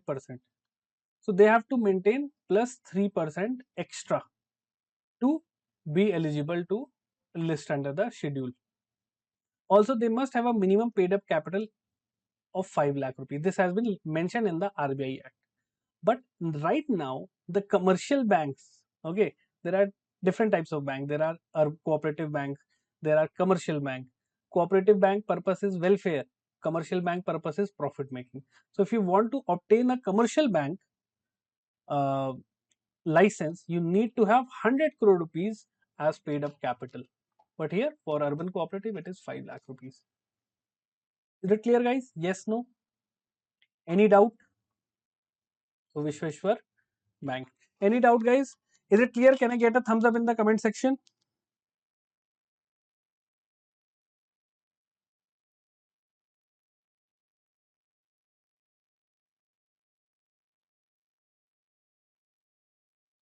Simple. I hope it is very simple, है ना? Chalo. Very good, very good. You should understand the criteria also. Okay. Acha, I have taken the entire banking session. Na, see, those of you, those who want to read the basic of banking knowledge, na, I've taken few classes in SBI CBO. So that entire playlist is on YouTube. If you have free time, watch those videos. It will basically increase your banking knowledge and it will help you to understand these current affairs better. Okay. Chalo. Next is SBI paid 8,076 crore dividend to Government of India for financial year 25. Okay. Now, what is dividend? Dividend means a portion of your profit. Okay. Now, there is this economic capital framework, RBI's economic capital framework. As per this, every every every PSA, public sector bank, they have to share a particular portion of their profit with the government. Okay, as per the economic capital framework, right? So, which of the following statements are correct regarding dividend payout of the government for financial year 25? So, SBI has paid 8,000 crore rupees to the government. We have seen that is correct. The government of India holds over 70% stake in SBI, making it the primary beneficiary of the dividend. We'll see the answer, but well, let's see the news first. So, how much dividend SBI has paid? SBI has paid 8,000 crore rupees. Okay, so please remember this thing, and don't remember the dividend per share, है ना? That is not, because these numbers are fluctuating. Right now, Government of India owns 57% of the stake in SBI, right? So please remember this thing, not 70. Okay, it is 57%, right? So please remember this thing. And SBI has net interest income. It has rose to 42,000 crore rupees, right? So please remember. So you might be thinking, sir, why government has got the dividend? Because government is the majority stakeholder of these public sector banks. That's why. Okay, that's why statement 1 is correct, second is incorrect. Is it clear, guys? Yes, yes, dividend is mandatory. It is as per the economic capital framework, right? You must have heard Bank of India, Bank of Maharashtra, all these public sector banks, they have to pay this because government is the majority shareholder, na?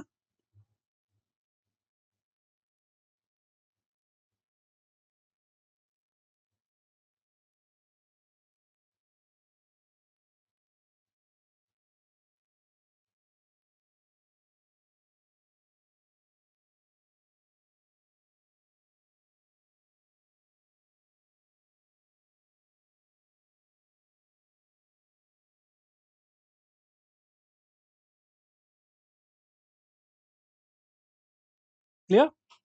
Chalo. Now let's move a little bit quick. We have to cover a lot of news. Next is DFSSC Bank becomes first foreign corporate to list green bonds on National Stock Exchange. Okay, so which foreign corporate entity became the first to list green bonds on Gift City National Stock Exchange? Right. So let's see the news. So DFSC banks from Sri Lanka. Please remember it is a Sri Lankan bank. Okay, please remember the name of the bank. It has listed green bonds worth of 2.5 billion Lankan rupees. LKR means Sri Lankan rupees. Okay, and the National Stock Exchange, Gift City. Right, I have told you now there are multiple types of stock exchange. One is this Gift City Stock Exchange, which is based in Gujarat.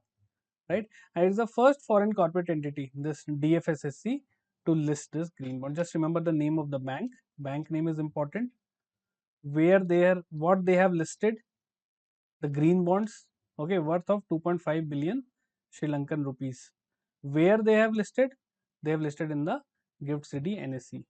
Got it? These three things you should remember. Chalo. Next is World Bank retains India financial year 26 GDP growth forecast at 6.3 and 6.5% in financial year 27. Financial year 26, anyone? Can you tell me?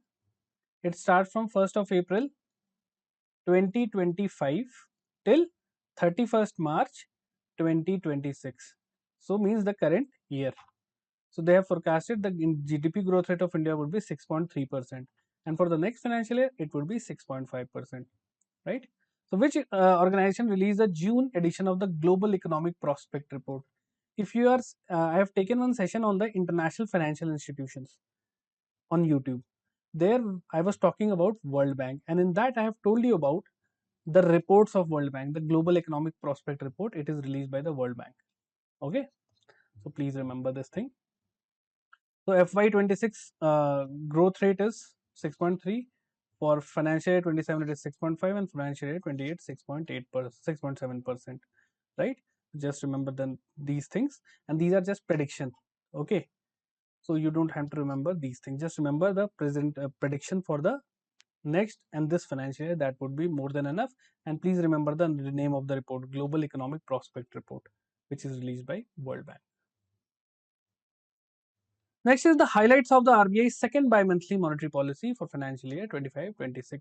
So every 2 months, the RBI monetary policy meeting take place, and they decide on certain things. Okay. So who chaired the 55th meeting? So obviously the monetary policy committee is chaired by the RBI governor, so Mr. Sanjay Malhotra. Right. So please remember this thing. Got it? Now, in this meeting, basically, right, first was chaired by Sanjay Malhotra, the governor of RBI. The GDP forecast they have retained at 6.5% for financial year 26. So RBI has retained at 6.5%, and the inflation is it is in the range, that is 4 plus minus 2%. Now there are certain changes. These are very important thing you have to remember.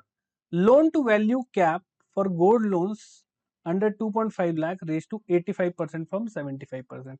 What is loan to value? Loan to value basically tells you how much loan you can get against your gold.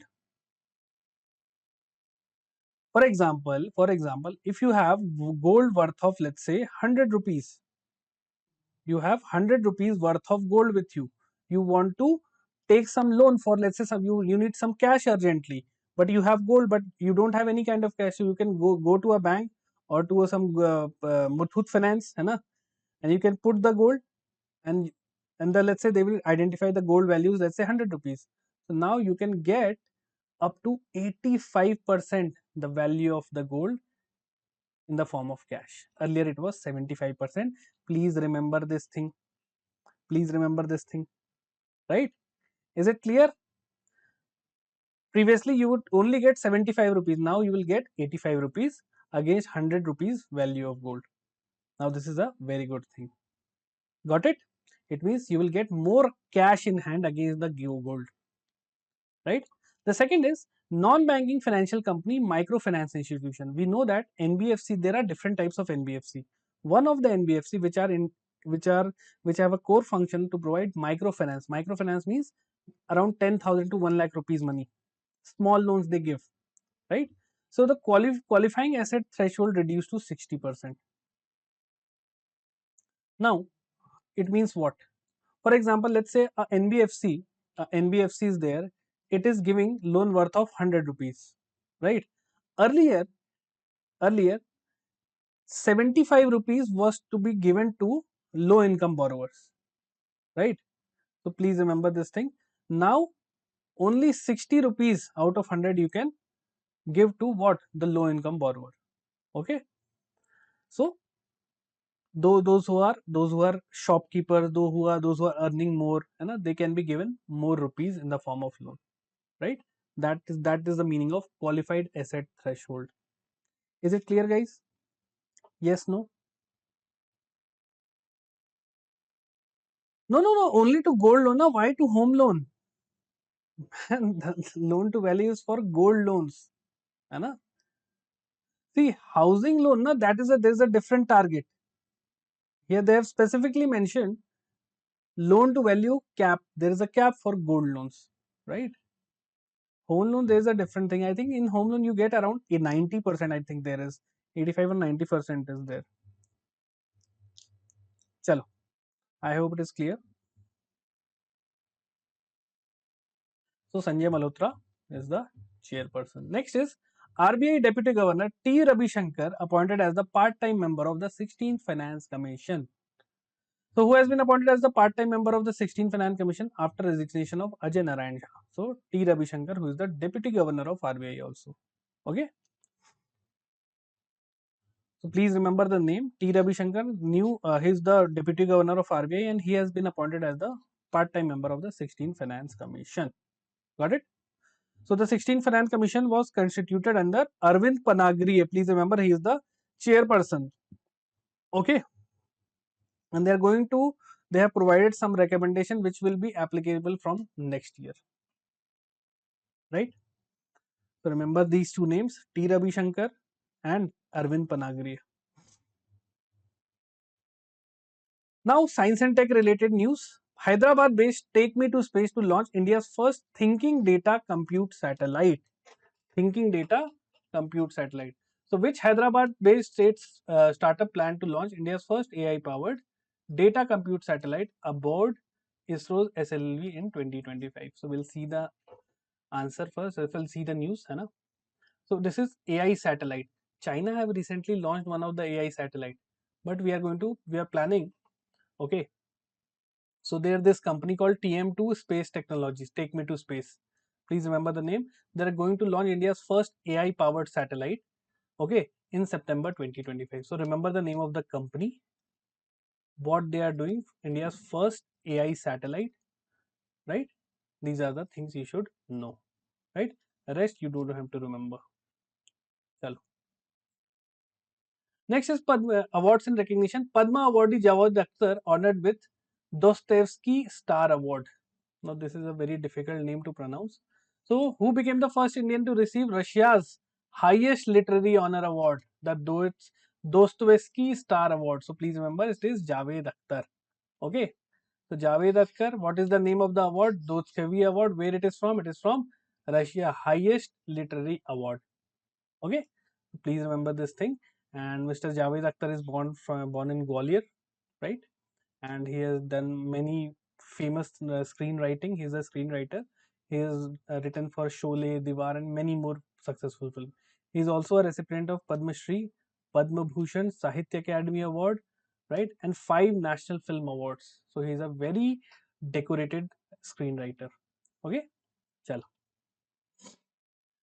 Next is former Indian cricketer MS Dhoni among 7 cricketers inducted to the ICC Hall of Fame. So who became the 11th Indian to be inducted in the ICC Hall of Fame? So correct answer is Mahendra Singh Dhoni. Okay. And he is the only Indian captain to win all the ICC white ball trophies. ICC white ball means T20 World Cup, the Cricket One Day International World Cup and the Champions Trophy. Right? So please remember MS Dhoni, the 11th inductee in the Hall of Fame. Okay? Please remember this thing. And Sana Mir has become the first Pakistani woman in the ICC Hall of Fame. Just remember MS Dhoni, है ना? Next, reports and indices, just correct it. Reports and indices. World Economic Forum Global Gender Report 2025. India slipped to 131st. We are only slipping in the all the good reports. So the Global Gender Report, first of all, it is released by World Economic Forum. Which country has topped? Iceland, right? So for every report, just remember the name of the report, who releases it. So World Economic Forum. Okay, name of the report is Global Gender Gap Report. Which country topped? Iceland. Okay, then second is Finland, third is Norway, fourth is UK. Okay, all the European countries. What is the rank of India? India's rank is 131st. There are total 148 countries and we are on the 131st. So gender gap is quite high in India. Okay, Iceland is the correct answer. Now books and author, books on Kashmir insurgency. Okay, it has released. Let's see the news. Who authored the book Kashmir Insurgency? So we'll see the news, then we'll see the answer. So the name of the book is Kashmir Insurgency. The full name you don't have to remember, just remember Kashmir Insurgency. It is written by Colonel Yoginder Khandari and published by White Falcon Publishing. Got it? So it talks about the Kashmir issue, the intelligence failure, and the problems of the Kashmiri Pandit there.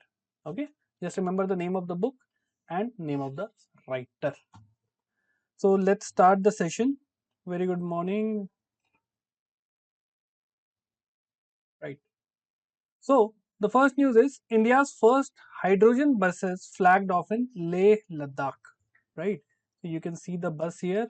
It is running on the hydrogen. Okay, that is green hydrogen. Now let's see the question.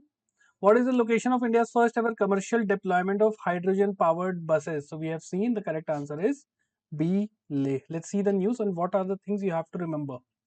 Okay, so there are 5 hydrogen fuel gas buses which are launched basically in Leh Ladakh, right?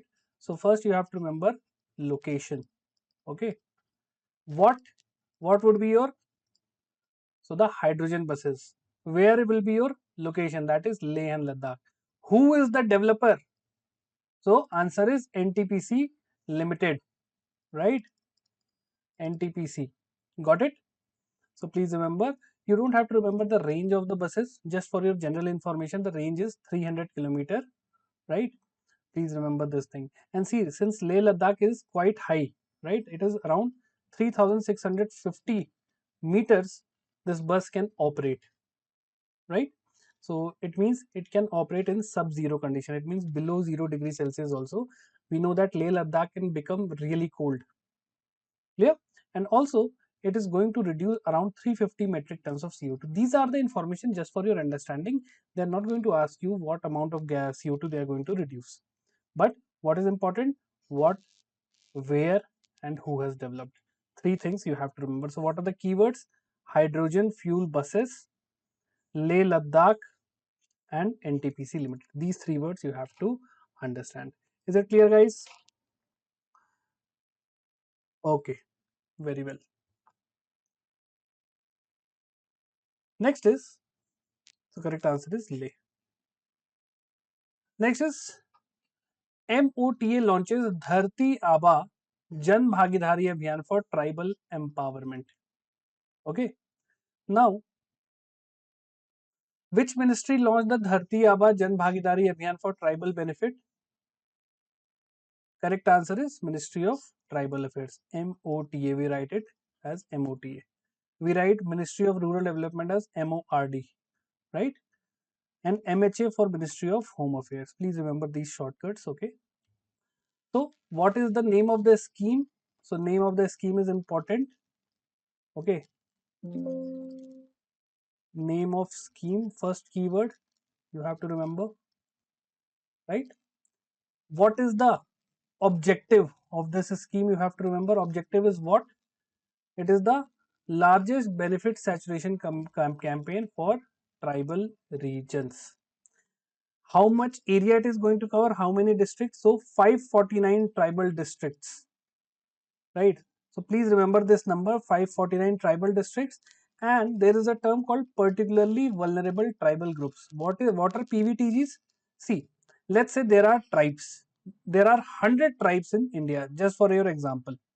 Out of these 100 tribes, some tribes, let's say 25 tribes, they have very poor socio-economic indicators. The sex ratio is very less. They have very poor literacy rate even among their own tribes.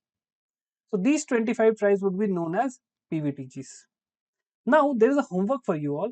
You will tell me there are how many PVTGs are there in India? How many particularly vulnerable tribal groups are there in India? You will tell me the number. This is your homework. Please remember this thing. Please do it, and everyone, you are going to tell me in the comment section. Okay. So under this scheme, right? So under this Dharti Jan Bhagidari Abhiyan, it will provide doorstep delivery of key government benefit. For example, Aadhaar. If any tribal group he don't have any Aadhaar card, na, they will come to your home. They will create PM Kisan, scholarship, Ayushman Bharat. Everything would be a doorstep government service delivery. Got it? And this entire scheme, it falls under Pradhan Mantri Janman and Dharth Aba Janjatiya Gram Utkarsh Abhiyan. Short form is DAJ-GUA. Okay, Jan Bhagidari means what? People participation, right? So what are the keywords you have to remember? First of all, remember the name of a scheme, and this scheme comes under DAGGUA, right?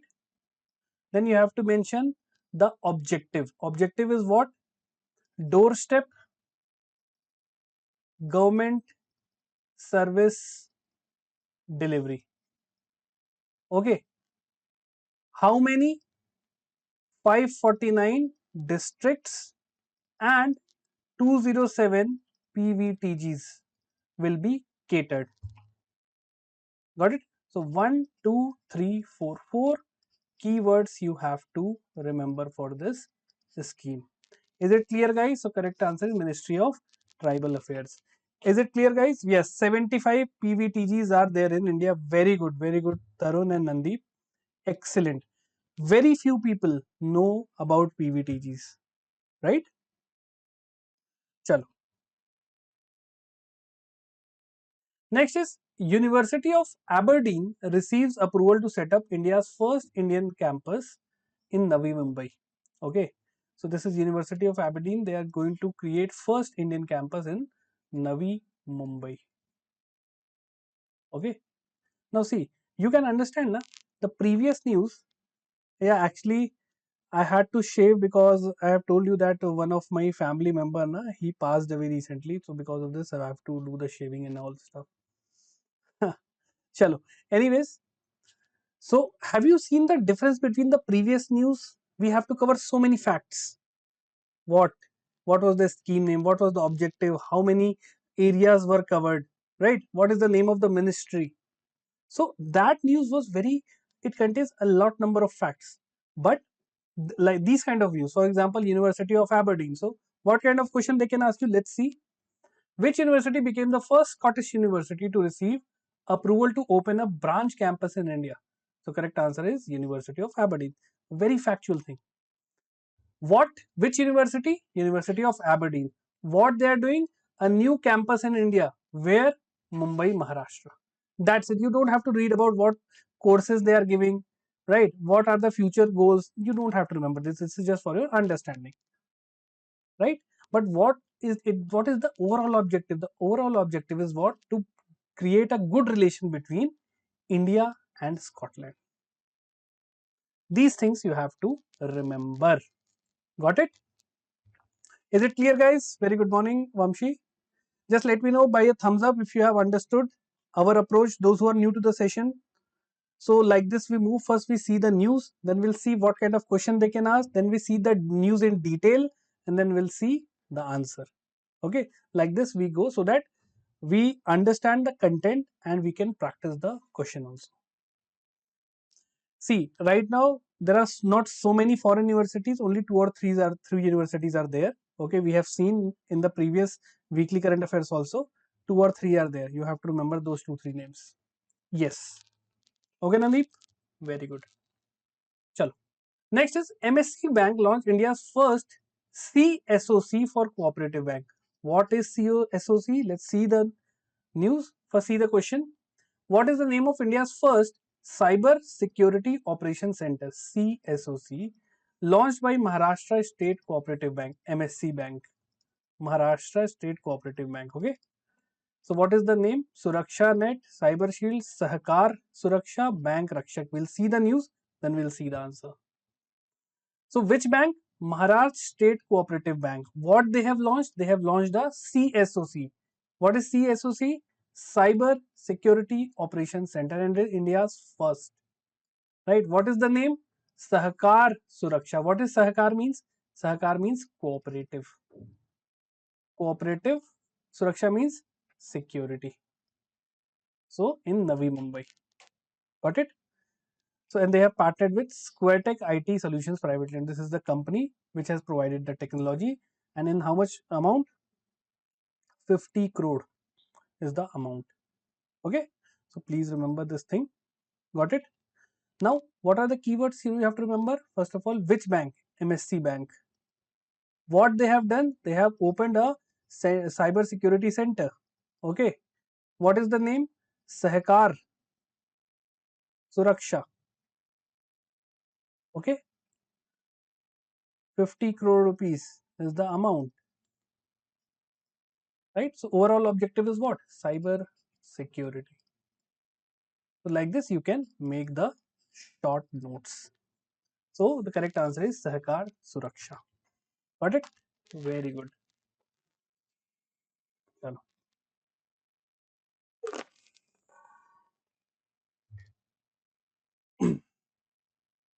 Next news is WMO recognizes 20 new Sentinel stations to preserve climate data and global memory.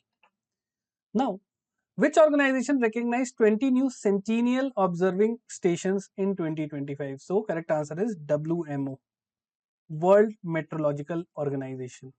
Now, again, one homework for you.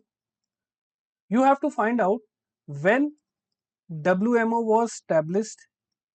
Okay, what are its objectives and who are the members along with headquarters. These are some static facts you have to. This is your homework. Please do it, guys. Okay. These it might be possible. Then they can ask question directly on WMO. Okay. Very well.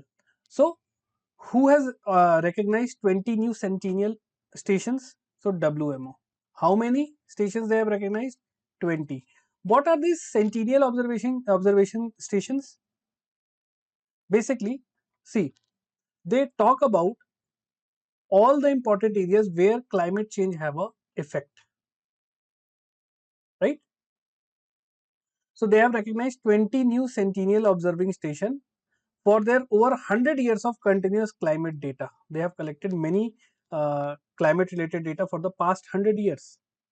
Okay, and the total COS. What is COS? COS is Sentinel observing stations.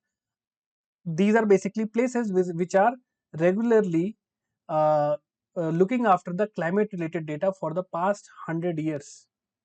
So now this total number of COS stands at 475. Got it?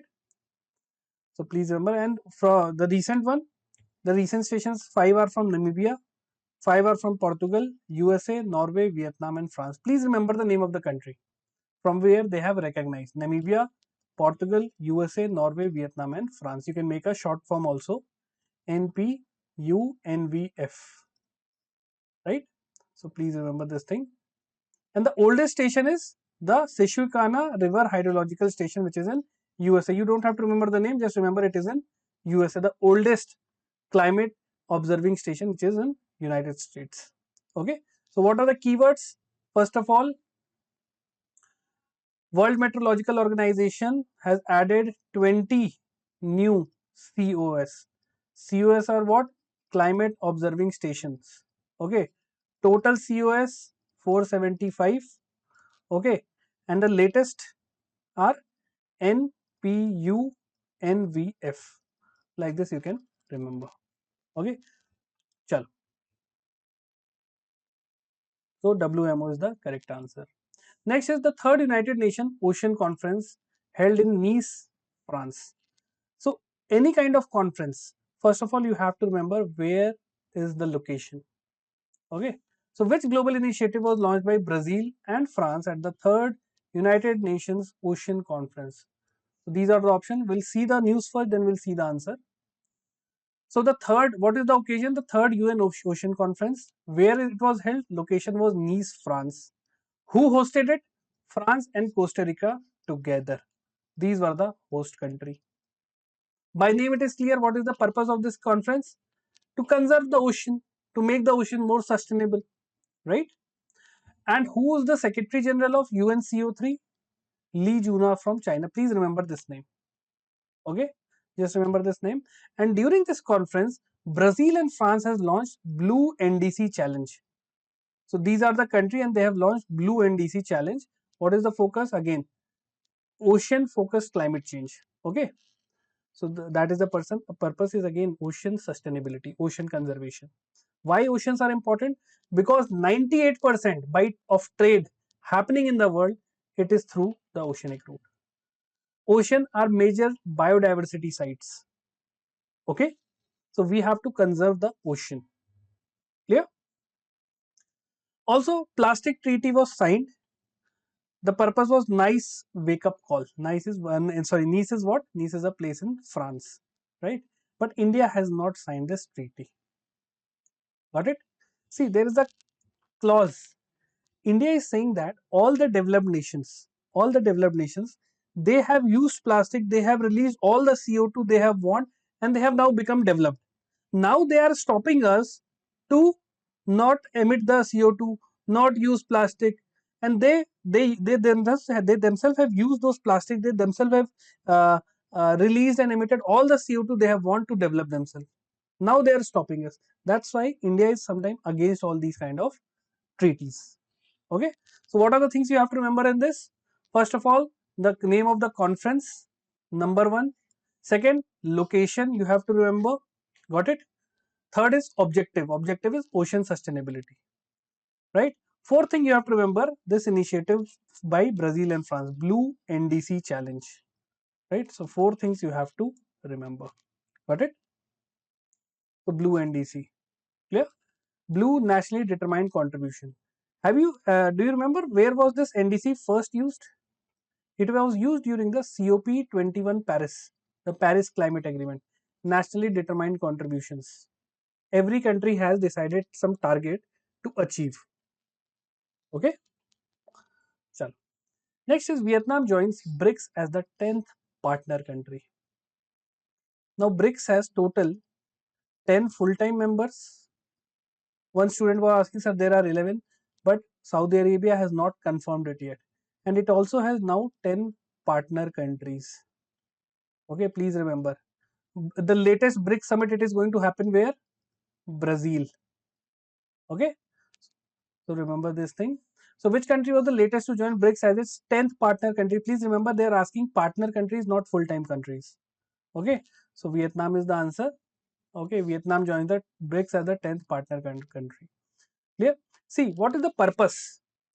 See, the partner country, they don't have the full voting rights, right?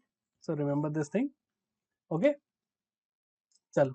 So who are the other partner countries? Bolivia, Kazakhstan, Cuba, Malaysia, Nigeria, Thailand, Uganda, Belarus, and Uzbekistan. You have to remember all the 9 names, very, very important. Okay, now 10 partner countries you have to remember, 10 full-time country members you have to remember, and the latest BRICS summit, Brazil. Okay, these 3 things you have to remember fully. Is it clear, guys? Yes, no in the comment section. So Vietnam is the latest country to join BRICS as the 10th partner country. Is it clear? Yes, no? Comment section.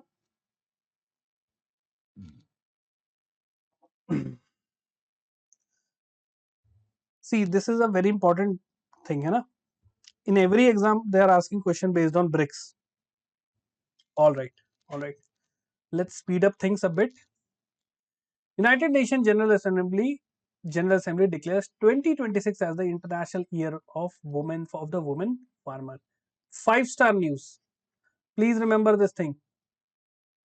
So which year was declared by United Nations as the International Year of the Women Farmer? The year 2026. Okay. So please remember which organization has declared United Nations General Assembly. 2026 as the International Year of the Women Farmer.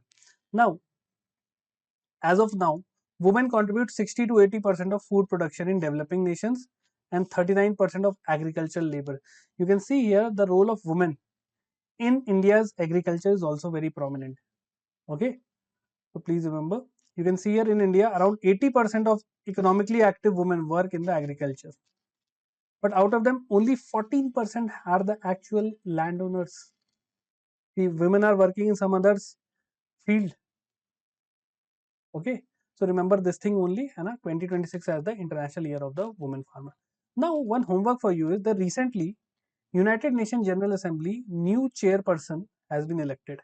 What is the name of that chairperson? You will tell me in the comment section.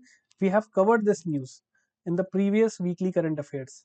You will tell me who is the new head of the United Nations General Assembly. I want the answer in the comment section. See, I want to give you some kind of activity so that you can do active recall. Okay, I have read about United Nations General Assembly in the previous weekly current affairs. Do I remember it right now? Yes, no. Anna? So, if I can remember, I would answer it. Okay, that is the purpose behind asking these questions or giving you homework so that you can actively recall all these things. Next is the banking, finance, and the economy related news. Bajaj Allianz launches India's first state-wise health insurance policy. Okay, so which company has launched India's state-wise customized health insurance policy? Bajaj Allianz. Please remember this thing. Okay, and they have launched. So what is the name of the company? Bajaj Allianz. They have done it for 25 states and 5 union territories. Okay, so name of the company you have to remember, for how many states you have to remember, and if you can remember the amount, so it is insured from 5 lakh to 20 lakhs. Okay, so please remember this thing, right? And see, every state had the name of this policy in a different or that state's native language. For example, aapke liye in Hindi speaking state, me kosam in Andhra Pradesh and Telangana, like this, different names for different states. Okay, that's it. You have to remember this much only. No need to read any other thing. Okay, name of the company, what they have done, insurance policy for 25 states and 5 union territories. Okay. Acha, I want you to answer one thing. How many states and union territories are there in India? Can anyone tell me? How many states and union territories are in India?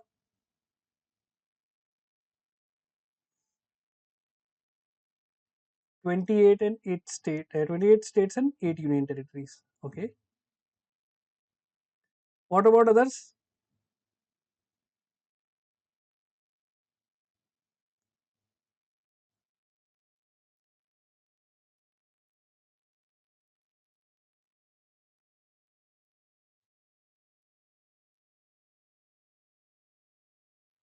Yes. There are 20. See, this question was asked in one of the interviews. How many states are there in India? 28 states. Okay. Please remember this thing. See, Jammu Kashmir has not been given the entire statehood right now. There were the assembly elections, but not the given the entire statehood. Okay, please remember this thing. Chalo, very good. Now, next question is, so C, Bajaj Allianz is the correct answer. Next is India ranks 15th among the top FDI destination. Now, they remember what is FDI. FDI is foreign direct investment. Now, let me give you one example. For example, there is a businessman who is living in USA. Okay, he is living in USA.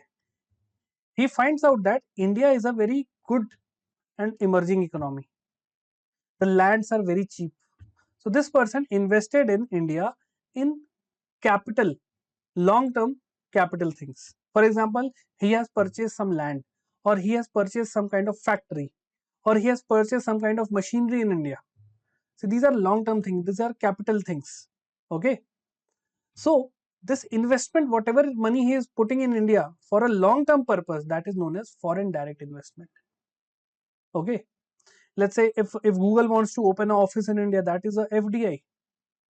They have to spend money, they have to acquire land, they have to construct. So all the money will be spent in India. That is known as FDI. So India ranks 15th among the top FDI destination, and we have got $27.6 billion in 2024 as per the United Nations Trade and Development Report. So what was the global rank of India in FDI? So 15th. Please remember this thing. Okay. So World Investment Report 2025. Okay. It is released by which organization? United Nations Trade and Development. Okay. And as per this report, India's rank was 15th. And how much FDI India has received? 27.6 billion dollar. Okay. So please remember this thing. Clear? Chalo. Have you understood what is FDI? Now there is one more term called FPI, Foreign Portfolio Investment. It means that, for example, let's say I am living in USA and I want to invest in India's stock market. I want to purchase the equities and shares of Indian companies. So I can purchase that thing. So that money which I am giving into India, into the Indian stock market, that would be known as the foreign portfolio investment. Okay. Is it clear, guys? Yes, no? What is FDI and what is FPI? When you invest in long term things, that will be known as FDI. When the foreigner invest in short term or stocks, that would be known as the foreign portfolio investment. Okay, I hope it is clear now. Very good. So 15th. Please remember the name of the organization and the report also. Next is ADB approves $109.97 million loan to Gujarat for skill development program. Now, ADB is giving loan to Gujarat. Do Gujarat, the state government of Gujarat is going to pay the interest of that money, or the central government is going to pay the interest? Tell me in the comment section. Is the state government going to pay the interest of that loan, or the central government is going to pay the loan, interest of that loan?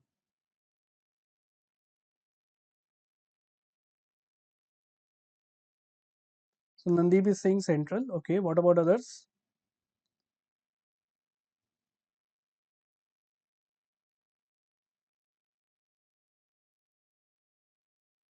State. Exactly, the state government will going to pay, na? Because that loan is given to the government of Gujarat. Okay, not to the union government, right? If it is a central sector scheme, then the money would be paid by the union government, but it is given directly to the state. So the state government is going to pay. Okay. So which Indian state has received $100.9 million? So correct answer is Gujarat. For what purpose? For skill development. Okay. So which bank? ADB. What they have done? Given loan. Loan of how much money? $100.997 million. To whom? To Gujarat. For what purpose? For skill development. This is your one liner note, right? So for this, they are going to open multiple center of excellence, logistic hubs, and renewable energy sectors. And the ultimate aim is what? By 2030, they are going to provide 60,000 skilled graduates.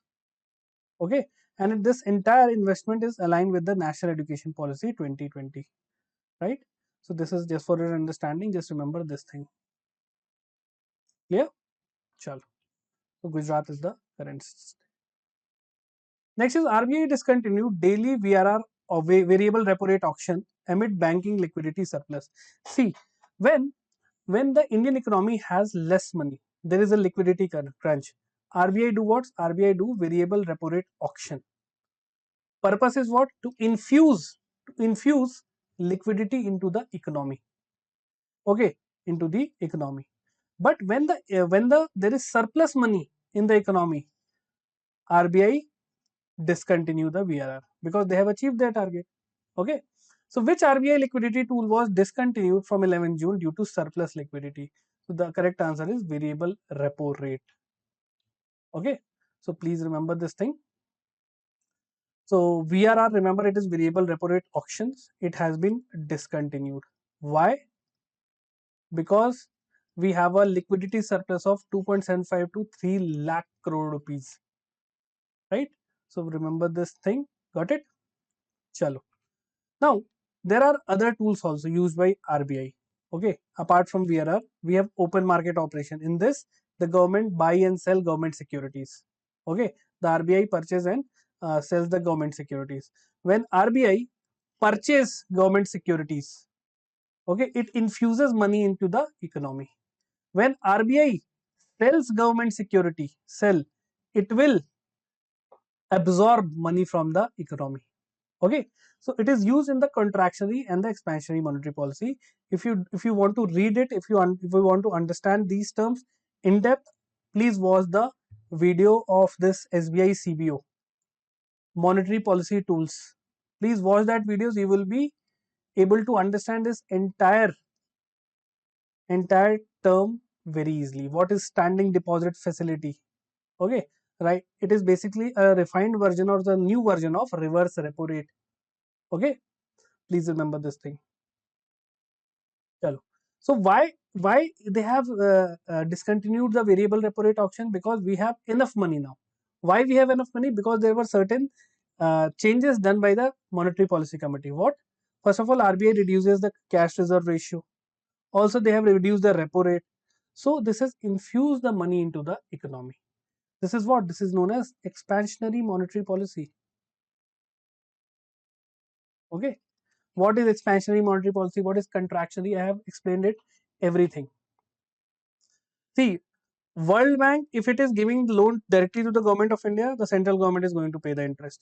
And that's why in the union budget, we have this interest payment as one of the expenditure part, which is one of the highest payment done by the India in the entire budget. Interest payment is one of the major heads. Okay, chalo. The correct answer is VRR. If you want to understand the entire monetary policy, please go through the SBI CBO banking knowledge playlist. It is very important to understand the entire banking operation monetary policy. I have covered it everything. Okay, so go and watch that video. Next is RBI approves reappointment of Pralay Mondal as the MD and CEO of CSB Bank. Right. Also, the extended the tenure of Prashant Kumar at Yes Bank. So RBI has basically reappointed some people. So who was reappointed as the MD and CEO of CSB Bank in 2025? We'll see the news first, then we'll see the answer. Okay, so please remember Pralay Mondal has been appointed the MD and CEO of the CSB Bank. Okay, right, and he was also previously engaged with Axis Bank, right? So remember this thing. Also, Prashant Kumar is now the MD and CEO of the Yes Bank. Please remember these two names: Prashant Kumar, Pralay Mondal, CSB Bank, MD CEO, and Prashant Kumar is the MD and CEO of Yes Bank. Please remember these two P. Okay. So Pralay Mondal is the correct answer. Next is RBI allowed strips in state government securities. So what facility has Reserve Bank of India recently extended to the state government securities? That is strips.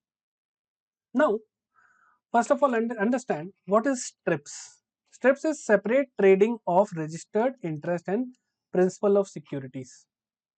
Right. Basically, what does it do? So basically, strips split a bond into individual interest payment and principal payment. Right, it means whatever bond you have, right, you want to pay the interest, you want to pay the principal, so it basically split into two parts, so that each of these two parts can be treated as a zero coupon bond. Now see, if you have read the financial market, there are different types of debt instruments. One is bond. Okay, there are other zero coupon bonds. Zero coupon bonds means which does not give interest but which are given at a discounted price. Okay, is that clear?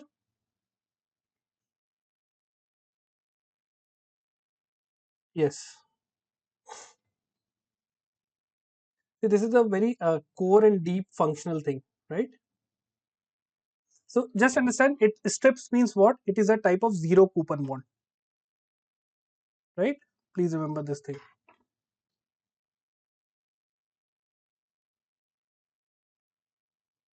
Just understand strips is a zero coupon bond. Clear? If anyone has it out, I can explain it again. Now first understand, yeah, first understand what is a zero coupon bond. For example, normally if you purchase any bond, okay, if you purchase any bond, this the government is going to pay you interest. Normally it happens, but there are certain bonds which does not pay any interest. So how you will get the profit? So what happens is, let's say this bond costs 100 rupees. Okay, this bond costs 100 rupees, but it is sold to you at 95 rupees, right? And after, let's say 1 year, 6 months, 7 months, generally it is taken for short term period. Okay, for example, treasury bills, these are also zero coupon bonds. So let's say you hold it for 6 months, and after 6 months you go and redeem this bond, so you will get 5 rupees profit. Okay, these are known as zero coupon bonds. Understand, these are offered at a discounted price. This does not give you any interest, but how you make the profit, you will get this bond at a discounted price. Okay, now what is strips? Now let me explain you. Okay, first understand this thing. The strips is, just understand, it is a zero coupon bond. Got it? Imagine there is a 1,000 rupees government bond. Okay, and this bonds, if you purchase this thing, it pays you 50 rupees interest every year.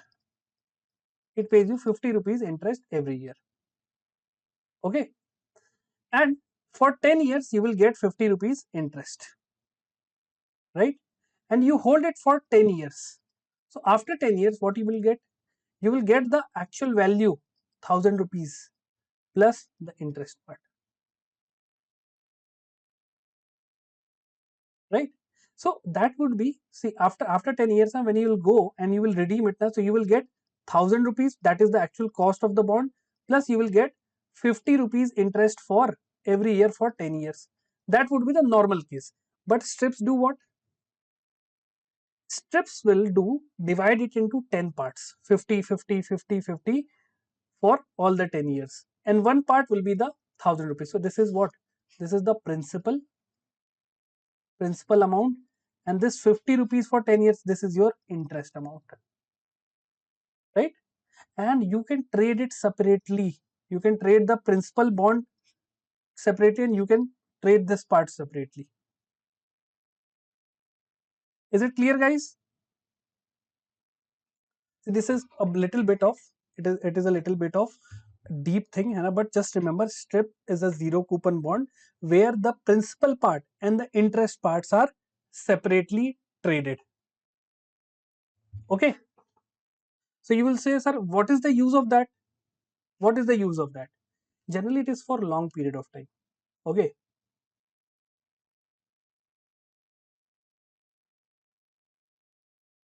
yeah, chalo. And see, this is useful for those people who want to invest in for a long period of time. They don't want to worry about what are the interest they are getting. They just give the money, they keep the bond for 10 years, and they get these two things separately. Remember this much. Okay, so remember strips. Okay, it is a zero coupon bond which basically divide the bond into the principal component and the interest component. They can be traded separately, right? Remember this thing. Okay, chalo. Rest you don't have to remember. Okay, rest you don't have to remember. Just remember the functionality. It is a deeper thing. Next is Indian Navy conducts PASEX. So this is a defense related news with UK CSG in North Arabian Sea. So which is the North Arabian Sea? This is India. This we call it as the North Arabian Sea. Okay. So what was the name of the naval exercise held between India and UK in 2025? PASEX. Okay. Please remember this thing. India plus UK PASEX. PASEX means what? Passage exercise. Okay, where it has happened? In the Arabian Sea. From India, INS Tabar has participated. Okay, so remember this thing. These are the facts you have to remember. That's it. You don't have to remember about the activities they have done. Yeah. One student was asking, sir, there are mutual fund is better than government bonds. See, again, mutual funds are basically shares and equities of different companies. And when you invest in that, there's a little bit of risk because the shares and equities fluctuate as per the market. In government bond, for example, let's say you have invested 1 lakh rupees in mutual fund. It might be possible that after 1 month it can become 80,000 also. You can take a loss. But government bonds, if you invested 1 lakh rupees, your 1 lakh is safe. It will only go up. But how much?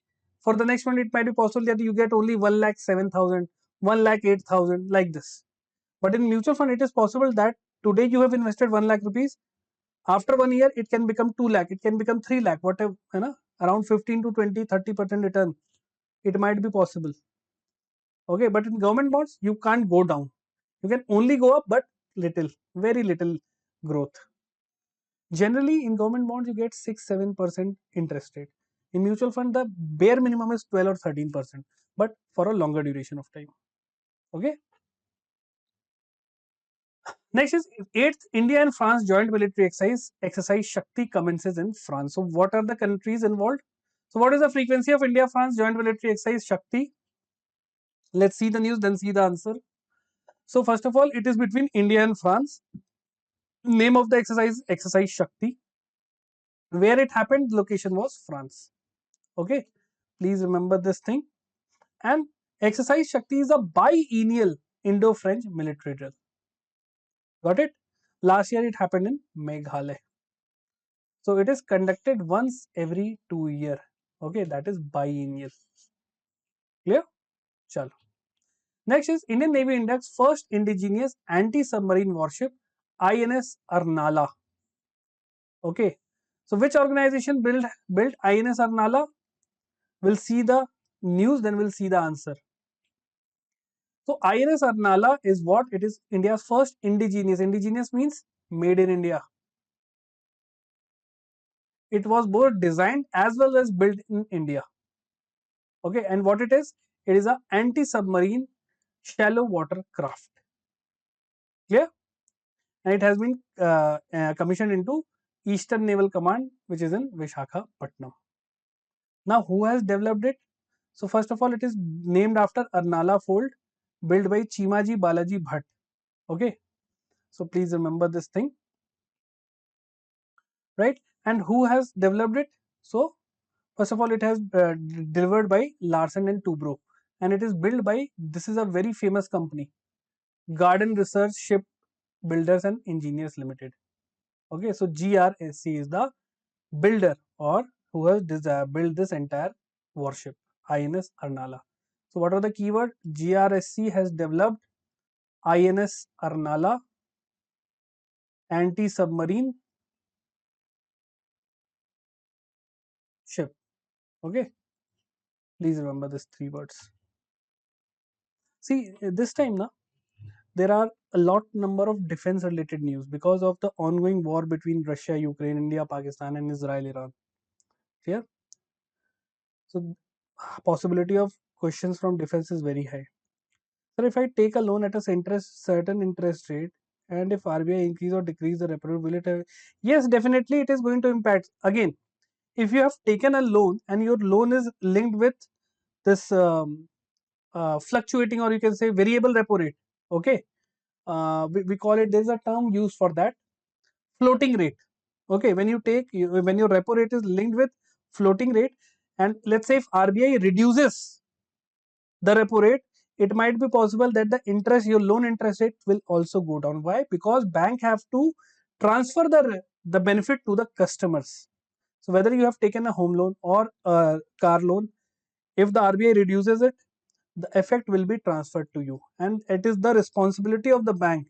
If the bank is not doing it now, they can be penalized by RBI.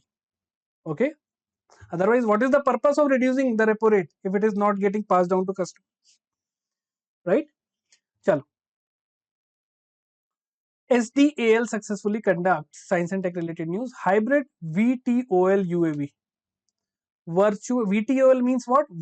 Vertical takeoff and landing. Vertical means, let's say this is a UAV. This is a UAV, okay. It can vertically take off and vertically land. It does not require a runway, right? So which hybrid vertical takeoff and landing unmanned air vehicle was tested by Solar Defense Aerospace Limited? These are the four options. We'll see the news, then we'll see the answer. So first of all, which company has tested it? SDAL, Solar Defense and Aerospace Limited. Okay. What it has tested? It has tested a VTOL UAV, Virtual Takeoff Landing UAV. Where? In Rajasthan. Okay. What is the name? Rudrastra. Please remember. The name of this UAV is Rudrastra. Okay. So this Rudrastra has a range of 170 kilometers and a time of flight 1.5 hours. Right. So it can help in different warheads also. It can take up and deliver a good amount of warhead. Right. Please remember this thing. Also, we have this Bhargavastra. Bhargavastra is what? It is a counter drone solution. These are micro rockets, and which is basically anti drone. Bhargavastra. Please remember, Bhargavastra is anti drone small rockets. Okay, and Rudrastra is what? It is a virtual takeoff and landing UAV. Is it clear, guys? Yes, no in the comment section. So what is Rudrastra and what is Bhargavastra? Okay, please remember these names.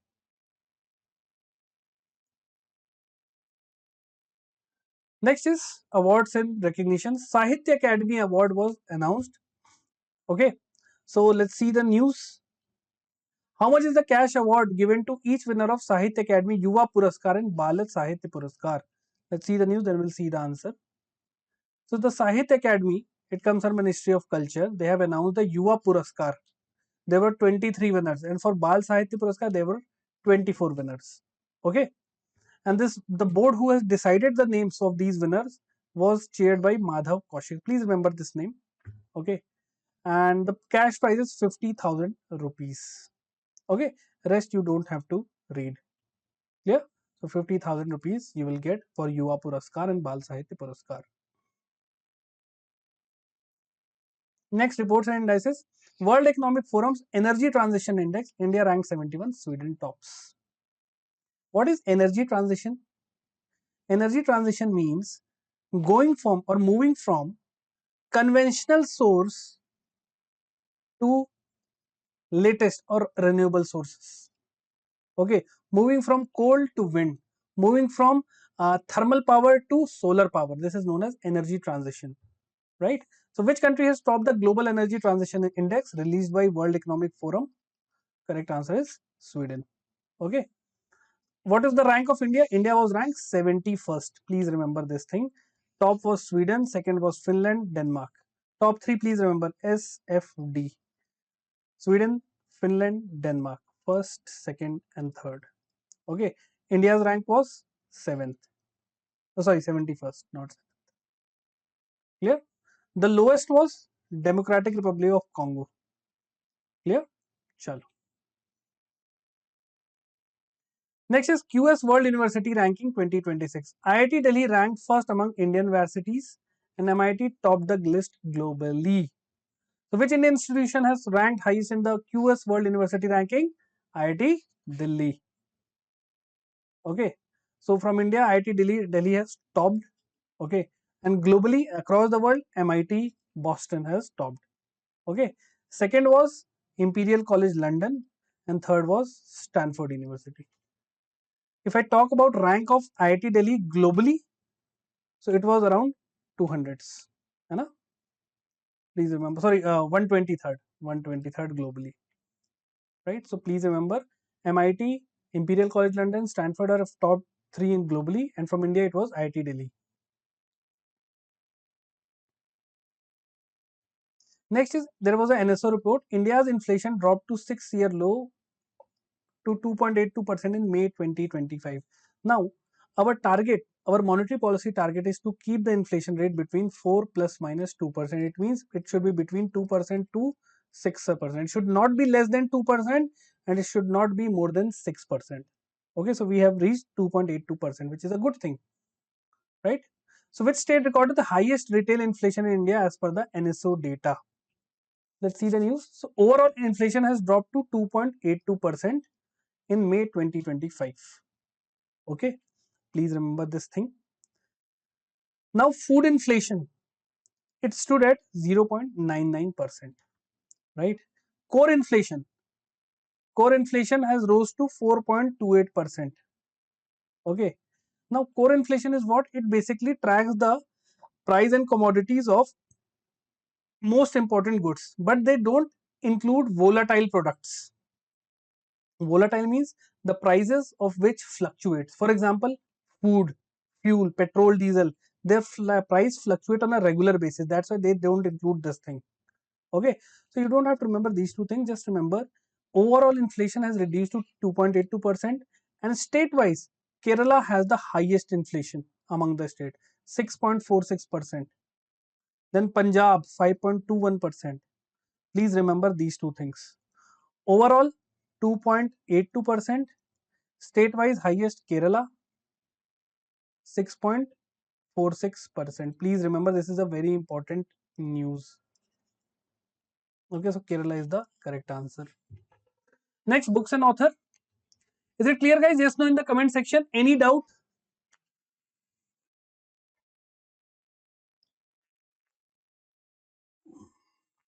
See, if you have watched the videos now, the static banking knowledge, all the type of inflation, core inflation, headline inflation, different types of inflation, creeping, throttling, okay, hyper, everything we have covered in the banking knowledge classes. So if you want to read, see, if you have read that thing, then you can understand it more clearly. Okay, what is the difference between core inflation and what is the difference between headline inflation, right? CPI versus WPI. For example, in consumer price, we consider the prices of both goods and services, but in WPI we only consider the price of goods, no services are included. So there are very minute differences. Okay, chal, very good. Next is Tamil Nadu CM MK Stalin launches book Varalaru Kuram Tamil Nadu Kasugal, very difficult name, penned by Minister Thangam Thenesaru. So very difficult name it is, hai na? Just remember the name of the book. So what is the name, main subject of the book? Varalu Kuram Tamil Nadu Kasugal. Let's see the news, then we'll see. So first of all, whose book is this? MK Stalin, the CM of Tamil Nadu. Okay. What is the name of the book? Just remember Valaru Kulam. You can't remember the entire name, just remember Varalu Kuram. Okay. And this book is co-authored by Thangam Thenarasu. Again, the book basically explores the coinage system in Tamil Nadu. Okay. So name of the book, please remember Varalu Kuram, and it is about coinage in Tamil Nadu, and it is written by MK Stalin. Okay, coins is the correct answer. Next is Adish Agrawal releases a book on PM Modi's legal reform, Modi's Niti Shastra.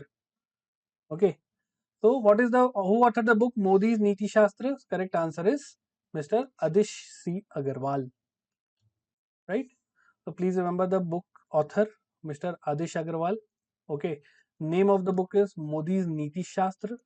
Right, and it talks about all the legal reforms done by Narendra Modi when he has become the Prime Minister of India. Okay. Next, sports related, South Africa clinches ICC World Test Championship. So after 70 years, South Africa has won any type of ICC trophy. So correct answer is South Africa, the ICC World Test Championship 23-25. Okay, and they have defeated Australia in the finals by 5 wickets. Got it? Please remember this thing. Rest you don't have to remember. Just remember the name of the team. Next, ISSF World Cup Munich 2025. India secures third place with 4 medals. So it is basically shooting championship, right? Shooting World Cup which held in Germany. Munich is a place in Germany. So who won the gold medal in the women's 10-meter air pistol event as ISSF World 2025 in Munich? Let's see the news. First of all, what is the name of the event? ISSF World Cup 2025. Where it was held? It was held in Munich, Germany. Okay.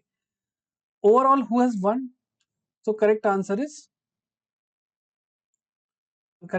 China with 7 medals and Norway with 4 medals. Okay. India was ranked third. So from India, Suruchu Singh Inder. She has won gold medal in 10 women 10-meter air pistol, right? And Arya Borse and Arjun Babuta won gold in 10-meter air mixed team. Just remember these two names if it is possible for you. Clear? Chalo. So correct answer is Suruju Singh Inder. Next, obituary.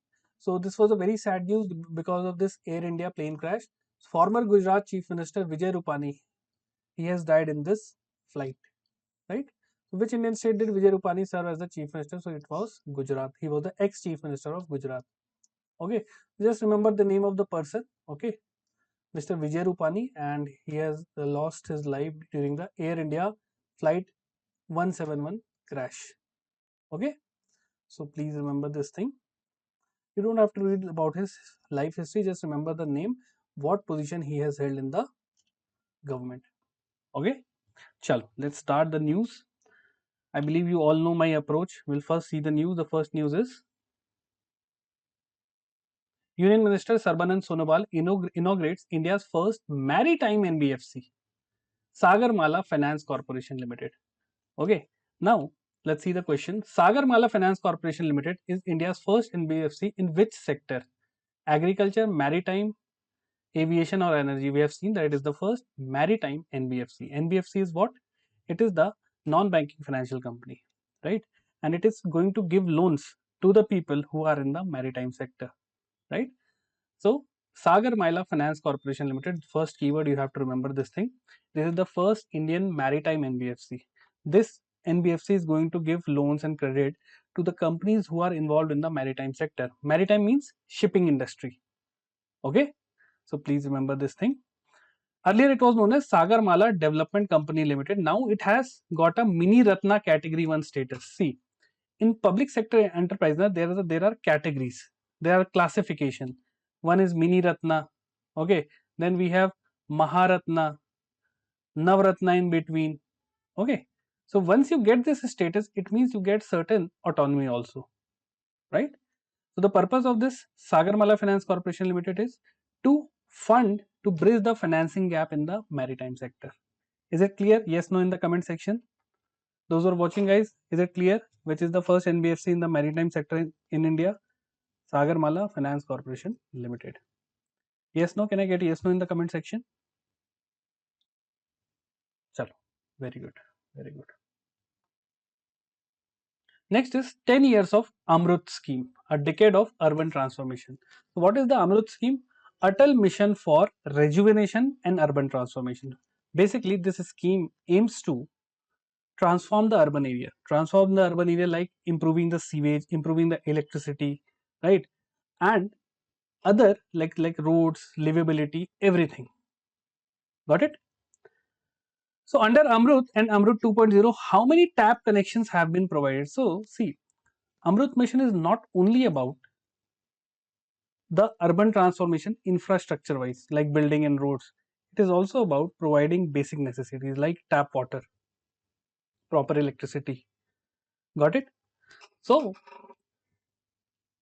we'll see the news first. So Amrit scheme, it has completed 10 years. It was launched in, so Amrit scheme was launched in 2015, June 2015 by Prime Minister Narendra Modi. Under this, the target was 500 city, please remember. But as of now, it covers only 485. The target was 500, remember this thing. 500 cities were targeted. Now, please don't confuse it with Smart City Mission. Under Smart City Mission, the targeted cities were 100. In Amrut, their target cities were 500. And what was the focus area of this scheme? To promote water, sewerage, urban transformation, transport, drainage, and green spaces. Right? And as of now, 2.03 crore taps and 1.5 crore sewage connection have been provided. That is the overall performance. And see, Amrut scheme was run in two phases. So first was the Amrut 1.0, which ran from 2015 till 2021. And it has a budget of 77,640 crore rupees. Please remember this thing, the phase 1. Okay. The phase 2, I have already told you, it is from Amrut 2.0. It is from 2021 till 2026. The budget of Amrut 2.0 is 2.99 lakh crore. You can see the difference. 1.0 was 77,000 crore and now it is 2.99 lakh crore. Okay, so please remember this thing. Got it? Is it clear, guys? Yes, no in the comment section. Everything about Amrut scheme. So this is known as linking the current affairs with the static portion. Got it? The current affairs was that scheme has completed 10 years and static portion was you should know about the basic objective of the scheme and the money involved. Clear? Chalo. Correct answer is 2.03 crore tap connection has been provided.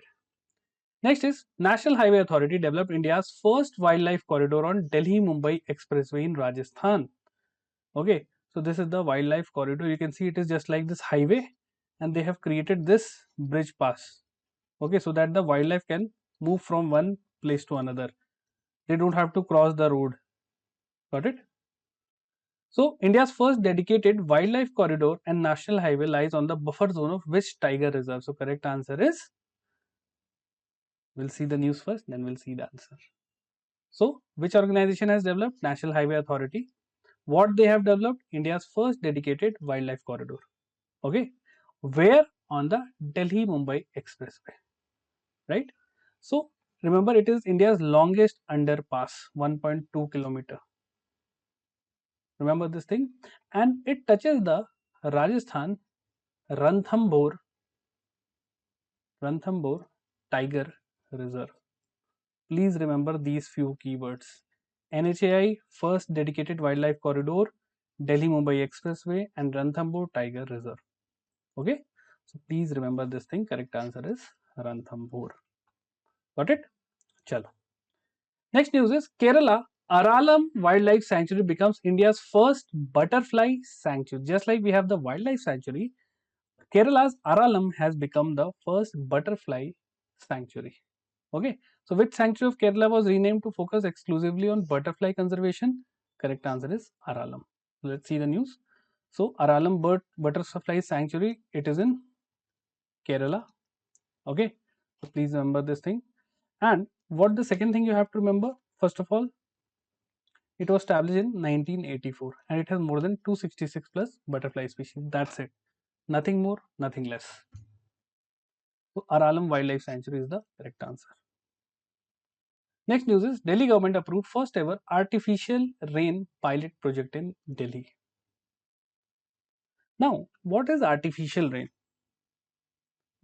If something is artificial, it means there should be a natural part also. See, the natural part is the southwest monsoon. Okay. See, what happens is, see, you know that air generally flow from high pressure to low pressure.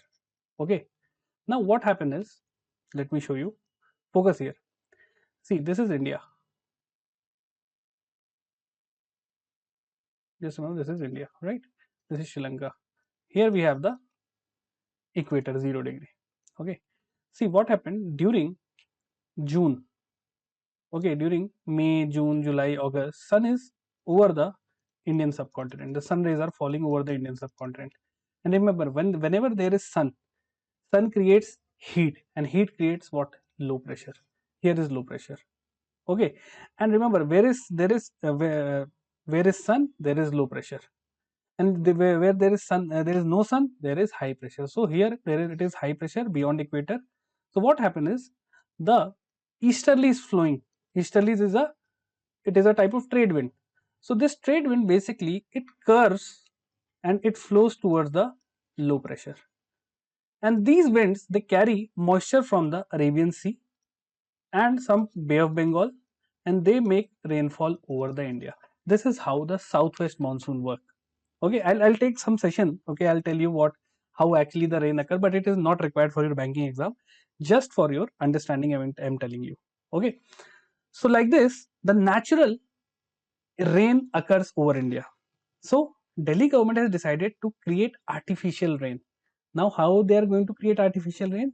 They are going to spread basically silver dioxide and silver related some chemicals in the clouds, and these chemicals, they act as what? They act as seeds over which the rain basically start to crystallize, and then they fall as rain.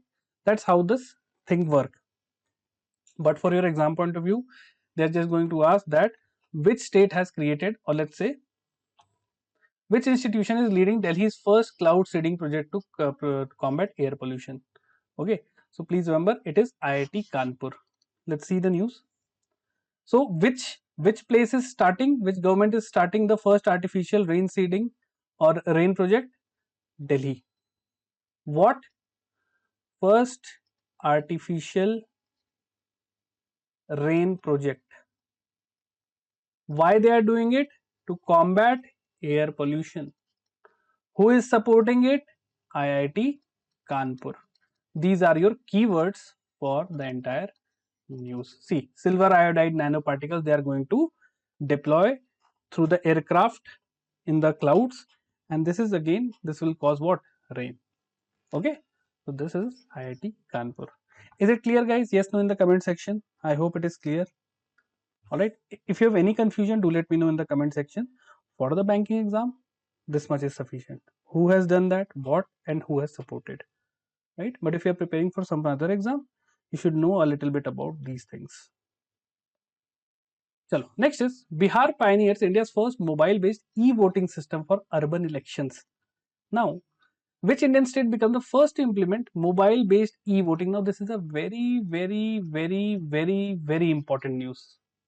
Okay, so correct answer is Bihar. Got it? So Bihar has become the first state to mobile-based e-voting, right? And this is developed by, this app has been developed by CDAC Pune. Got it? So please remember this thing, and it is based on blockchain technology. So which type of people will be using this thing? Let's say if you are from Bihar but you are working in Maharashtra, so you can't go to Bihar and do the voting. It is going to cause a lot of time. So for migrant workers, Divyang people, pregnant women, senior citizen, it will be helpful. Okay, so C is the correct answer, Bihar. Next is CBSE introduces biannual class 10 board exam for from 2026. Biannual means 2 times a year. So from which academic year CBSE will introduce biannual board exam? From 2026. Okay. So please remember, first phase of first board exam will be in February. It is mandatory. Okay, and second phase will be in May, optional. Let's say if you everyone has to give board exam in February, remember, but let's say if you have scored good marks, then it is fine, no need to give May exam. But if you have scored less marks in February and you think that you can score better in May, you can reappear in the May exam. Okay, so please remember this thing. Chalo. Next is World Bank. This is the international news. World Bank and International Atomic Energy Agency signed agreement to collaborate on nuclear energy for safe development. Now remember, recently you must have heard that Israel has attacked on nuclear facilities in Iran. Okay, and International Atomic Energy Agency, which has a headquarter in Vienna, it is an organization which focuses on the proper use of atomic or nuclear weapons or the nuclear energy, right? So, who signed the agreement with International Atomic Energy Association on behalf of World Bank to promote nuclear energy in developing nations? So, we'll see the answer, but first let's see the news. So, World Bank and IEA has signed a pact for responsible use of nuclear energy. So, from World Bank, Mr. Ajay Banga, he is the World Bank president, and the IAEA director Raffaello Mariano, they have signed this thing. Why? For better use of nuclear energy. Okay, and there are use of this small modular reactors. Small modular reactor means there will be small pieces which can be combined to create, which can be installed together to create a big reactor. Okay, so that is the thing, and it is going to be low carbon and cost effective solution. Clear? So B Ajay Banga is the correct answer. See, the purpose of this news was to tell you that the president of World Bank is Mr. Ajay Banga. Okay, chal. Next is the Netherlands hosted NATO summit from 24th of June to 25th of June. NATO means North Atlantic Treaty Organization. Okay. So which country hosted the NATO summit for the first time in 2025? So correct answer is Hague, Netherlands. Okay, please remember this thing. Okay, so Netherlands has hosted the NATO summit. Please remember this thing. Clear? Now NATO is a group of countries, okay, which represent 5%. Basically, in this meeting, NATO has adopted a new 5% GDP defense spending target, that every country which are a part of NATO, they should spend at least 5% of their GDP over the defense. Right? Now, see, NATO is such an organization which has whose treaty basically contains a line that if someone attacks any member of the NATO, the entire NATO is going to fight against that country. Recently, Ukraine, which is a part of NATO, was attacked by Russia. The entire NATO countries are supporting Ukraine. In NATO, we have USA, we have UK, France, every country. Okay, chalo, remember this thing. So NATO summit is happened in Netherlands.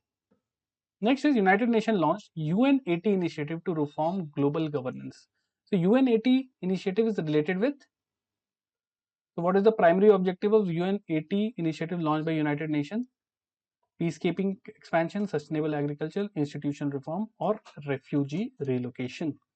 Right. So let's see the news first. So remember the UN80 initiative. First keyword. Okay. Secretary General of United Nations is Antonio Guterres. Second keyword. So what is the purpose? The purpose is basically to bring about structural reforms. Okay. AI and automation should be there. Got it? So correct answer is institutional reform is the focus of UN80. Clear? Chalo. Guys, if you have any question, any doubt, do let me know in the comment section. Right? But I am explaining in a very simple way. So I don't think there would be any kind of confusion here. Chalo. Next is Government of India launches Operation Sindhu to evacuate national from conflict hit Iran. So recently Israel-Iran war is going on and India has launched Operation Sindhu. Remember, not Sindoor, Operation Sindhu, to bring back Indians from Iran. Okay. You can see here, this is the flight. People, students and many people are working in Iran. They are coming back to India. So what is the name of Ministry of External Affairs led operations to evacuate Indians from conflict at Iran in 2025? Correct answer is Operation Sindhu. Okay, you have to remember just the name Sindhu. Second thing, from where they are bringing, from Iran. That is the thing you should remember.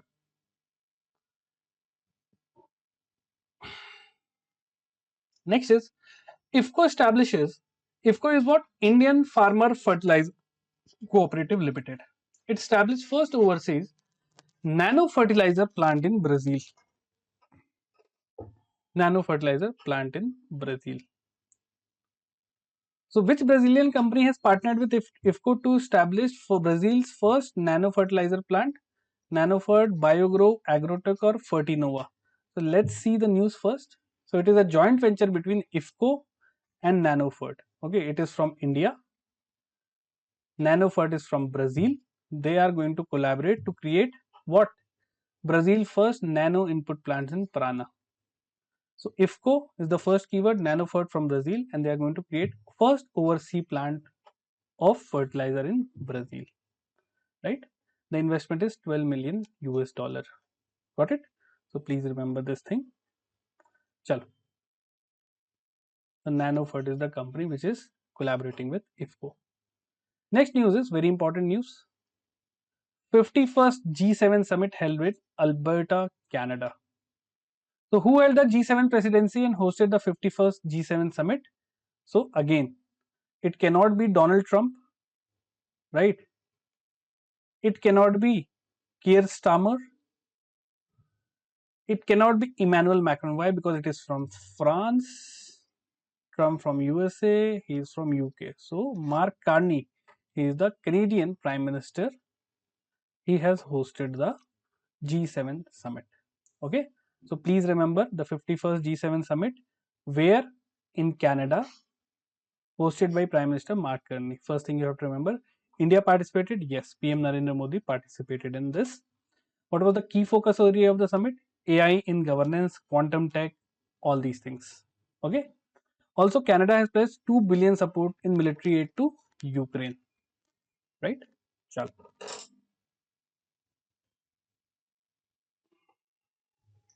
Next is the banking, finance, and economy related news. SEBI eases compliance norm for FPIs investing in government securities. Now, FPIs is what? Foreign portfolio investors. So it means, let's say someone is from USA, he wants to invest in Indian stocks. So then this person will be known as the foreign portfolio investor. Okay, they can invest in government securities, bonds, right? Debt instruments, everything. So which route allows unrestricted foreign investment in specific Indian government securities? So we'll see the news first. So the recent SEBI meeting was there, and in this meeting, the government has SEBI has basically relaxed the compliance norm. They have relaxed. Okay, so basically earlier the FPI route can, so right now what is there and what they have done is FPI can now invest in Indian debt via three routes: the general route, the voluntary retention route, and the fully accessible route. So earlier there was just VRR and general. Now they have relaxed it and they have said that it is fully accessible route. Okay, so please remember this thing, right? So it is unrestricted FPI investment. Okay, so now they have the freedom to invest wherever they want. Got it? The general and the VRR route was a little bit, it has certain restrictions, but fully automatic, no restriction. Got it? Chalo. See, you should understand the terms like FDI, FPI, right? FDI is what? A long term investment by the foreign national in India. It can be plant, land, right? It is a capital investment. FPI is security or stock based investment in the stock market of India by the foreign national. Okay, remember these things. Chalo. Next is RBI revises priority sector lending norms for small finance bank from 1st April 2025. Now, what is the new priority sector lending target for SFBs from financial year 26? Now, remember one thing, every bank, every financial institution has a priority sector lending target. For example, for scheduled commercial bank, it is 40% of their net demand and time liabilities. They have to deposit 40, but they have to give loans. Let's say they are giving 100 rupee loans. Out of that 100 rupee loan, 40 rupee loan should be in the priority sector lending. It means areas like agriculture, MSME, the sectors which are essential for the Indian economy. Okay, so earlier the small finance bank, they have a target of 75%. Earlier they have a target of, had a target of 75%. Now it has been reduced to 60%. Okay, so please remember the earlier target was 75. Now it has been eased. Now they can give 60% of their NDTL to the priority sector lending area. Okay, just remember this thing, and it has been done under the Banking Regulation Act 1949. So correct answer is B, 60%. Next is L&T list India's first ESG bond worth rupees 500 crore on National Stock Exchange.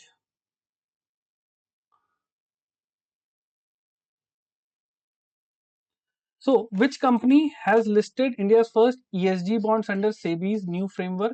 So, correct answer is L&T. What is ESG stand for? ESG stand for environmental, social, and governance. It means the money which will be raised from this bond will be spent on the environmental areas, the social sector, and the governance related thing.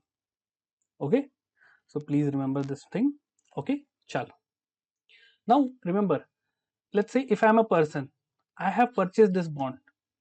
So these are generally coupon bonds. It means they're not going to give me certain interest. They are basically issued at a discounted price to me, and I can redeem it at face value. Right? So please remember this thing. Chalo. But yes, this bond is giving a coupon rate of 6.35. Similar, that is the only thing. If I am getting something in cheap, and I am, let's say the face value of that one bond was 100 rupees. Okay, but I have got this bond in, let's say, 95 rupees. So when I redeem it, I'll get how much? 100 rupees. So this is my, whatever the percentage is, that would be my coupon rate or the bond rate, whatever you want to say. Okay, so please remember this thing. First ESG bond is released by Larsen and Toubro, okay, on the National Stock Exchange. Clear? And these are non-convertible, in the form of non-convertible debentures. It means you can't convert this thing into equity. Please remember this thing. See, we have covered all these things in our capital market session. What are bonds, what are debentures, what are non-convertible debentures, everything we have covered. See, those who have watched this session, remember, non-convertible debentures means, see, debentures are what? These are just like bonds, but they are unsecured. Okay, it depends upon just the reputation of the company who is issuing it. That's why it is risky. Got it? But government bonds, they are safe. Clear? So L&T is a company, right? And it is issuing a bond, right? So basically it is issuing a non-convertible debenture, right? So it means the money, let's say if you purchase that bond, ESG bond, you are investing in L&T, but L&T has a good reputation, it is not going to default, but it is unsecured. Let's say if L&T get default, if L&T default or it goes bankrupt, your money is gone. But it will not happen. L&T is a very big firm. Clear? Non-convertible means, let's say you have purchased ESG bond worth of 10 lakh rupees. Now after some time you want to convert it into equity. You want that for about, you will ask the company that, company, I have taken 10 lakh, I have given you 10 lakh rupees and you have given me non-convertible debentures. Debentures. Okay. So I want to convert that debenture into equity. Give me 10 lakh worth shares of L&T. So that will be known as convertible debenture, but this is non-convertible. You can't convert it into equity. Remember this thing. Chalo. So L&T. Okay. Next is RBI updated project finance norms to take effect from 1st October 2025. Now, what is the general provision rate mandated by RBI during the construction phase for commercial real estate exposure under the 2025 project finance direction? See, right now, okay, if you are financing any project, generally the projects are financed by the banks or the other financial institution. Okay, so let's say there's a bank and it is giving, let's say I'm a builder, I'm creating a big residential project. Okay, big real estate project I'm creating, right? And this bank is, let's say, HDFC Bank. I want, let's say, 500 crore rupees to create this entire real estate. So this HDFC Bank is the financer for me. So as per the new norms, basically what they have done is, the lender here, let's say HDFC is the, let's say, the lender. It must maintain 1.25%, okay, on commercial real estate and 1% on real residential housing. Okay, they have to keep aside this much amount of money separately. This is known as provision. Why? Because many times the real estate, these people tend to default.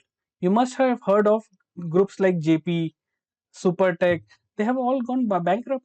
So they have taken money from many banks and they are not returning it, and their properties are not selling. That is the thing. Okay, so the bank have told, the lender have to set aside 1.25% for commercial properties, and for residential they have to keep aside 1% of the total loan given to them separately, so that in case they do default, you must have a cushion, okay, time to have certain amount separately. So RBI project finance has given direction that from 1st October it will apply to bank, NBFC and cooperative banks and other regulated entities by RBI, right? What they have done, that lender must maintain 1.25% general provision on commercial real estate and 1% on commercial real estate residential housing. Okay, so please remember this thing, 1.25 for commercial real estate and residential 1%. Okay, as a general provision. Provision means keeping that money separately to, let's say, have to basically be risk free. Okay, just like the capital adequacy ratio, but capital adequacy ratio says that you have to keep 12.5% separately. Okay, chalo. Next is India emerged top destination in global south for greenfield investment with US $114 billion as per the RBI report. Greenfield investment means you are investing from the very scratch. Let's say there going to be a factory which is going to be made. So from the purchase of land, you are investing the money. That is known as greenfield. There is a second term called brownfield. Brownfield means, let's say there is a airport which is now stalled. There is no operations going on. So you purchase that airport and now you run. So that is known as brownfield investment. You are not doing it from scratch. You are purchasing it on the built area. Okay, remember this thing. I'm having actually back pain. So just give me a minute now.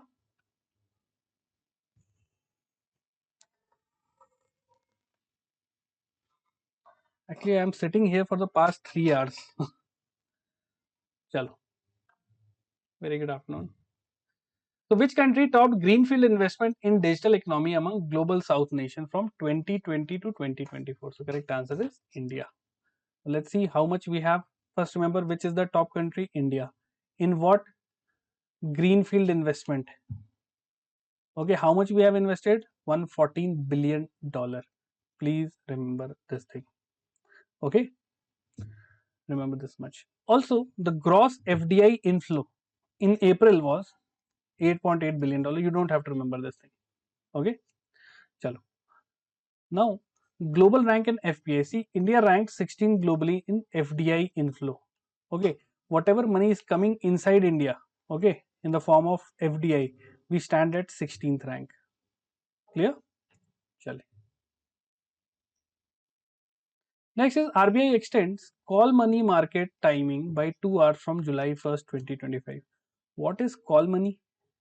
If you have seen the money market video, the first topic which I cover is call money. Okay, no, I'll take the rest after completing this session. I can't leave this session in between. Chalo. Thank you so much for your concern. Chalo. So call money is basically it is a type of provision, है ना? It is let's say there is a bank called SBI, है ना? SBI suddenly needs 5 crore rupees, but it don't have, so it can call PNB and say that PNB, hey PNB, give me 5 crore rupees. I'm going to return it tomorrow. So that overnight borrowing, okay, right, and it carries interest as well. SBI has to give 5 crore plus in whatever the interest is to PNB in the next day, right? So please remember that is known as call money, money at call. So who chaired the RBI's working group that recommend revised trading hours for the call money market in 2025? So correct answer by Radha Shyam Rathore. Please remember this name. Okay, he is the executive director of RBI, ED RBI. Right. So from 1st July, the RBI has extended the interbank call money market from 9 a.m. to 7 p.m. Earlier it was up till 5 p.m. So please remember this thing. Okay. And the working group who has recommended this thing, it is led by Radha Shyam Rathore. Got it? Chalo. Next is Zuai. Now this is appointment related news. Zuai GI elected as Asia Infrastructure Investment Bank first woman president. Please remember this name. Okay. So who was elected as the first ever female president of AIIB, Asian Infrastructure Investment Bank? So Zhu Zhai. Okay. Please remember this thing. Got it? Chalo. So just remember the name and the name of the institution. Now you should remember one more thing, that AIIB. Okay. Can anyone tell me when it was started? AIIB. Anyone?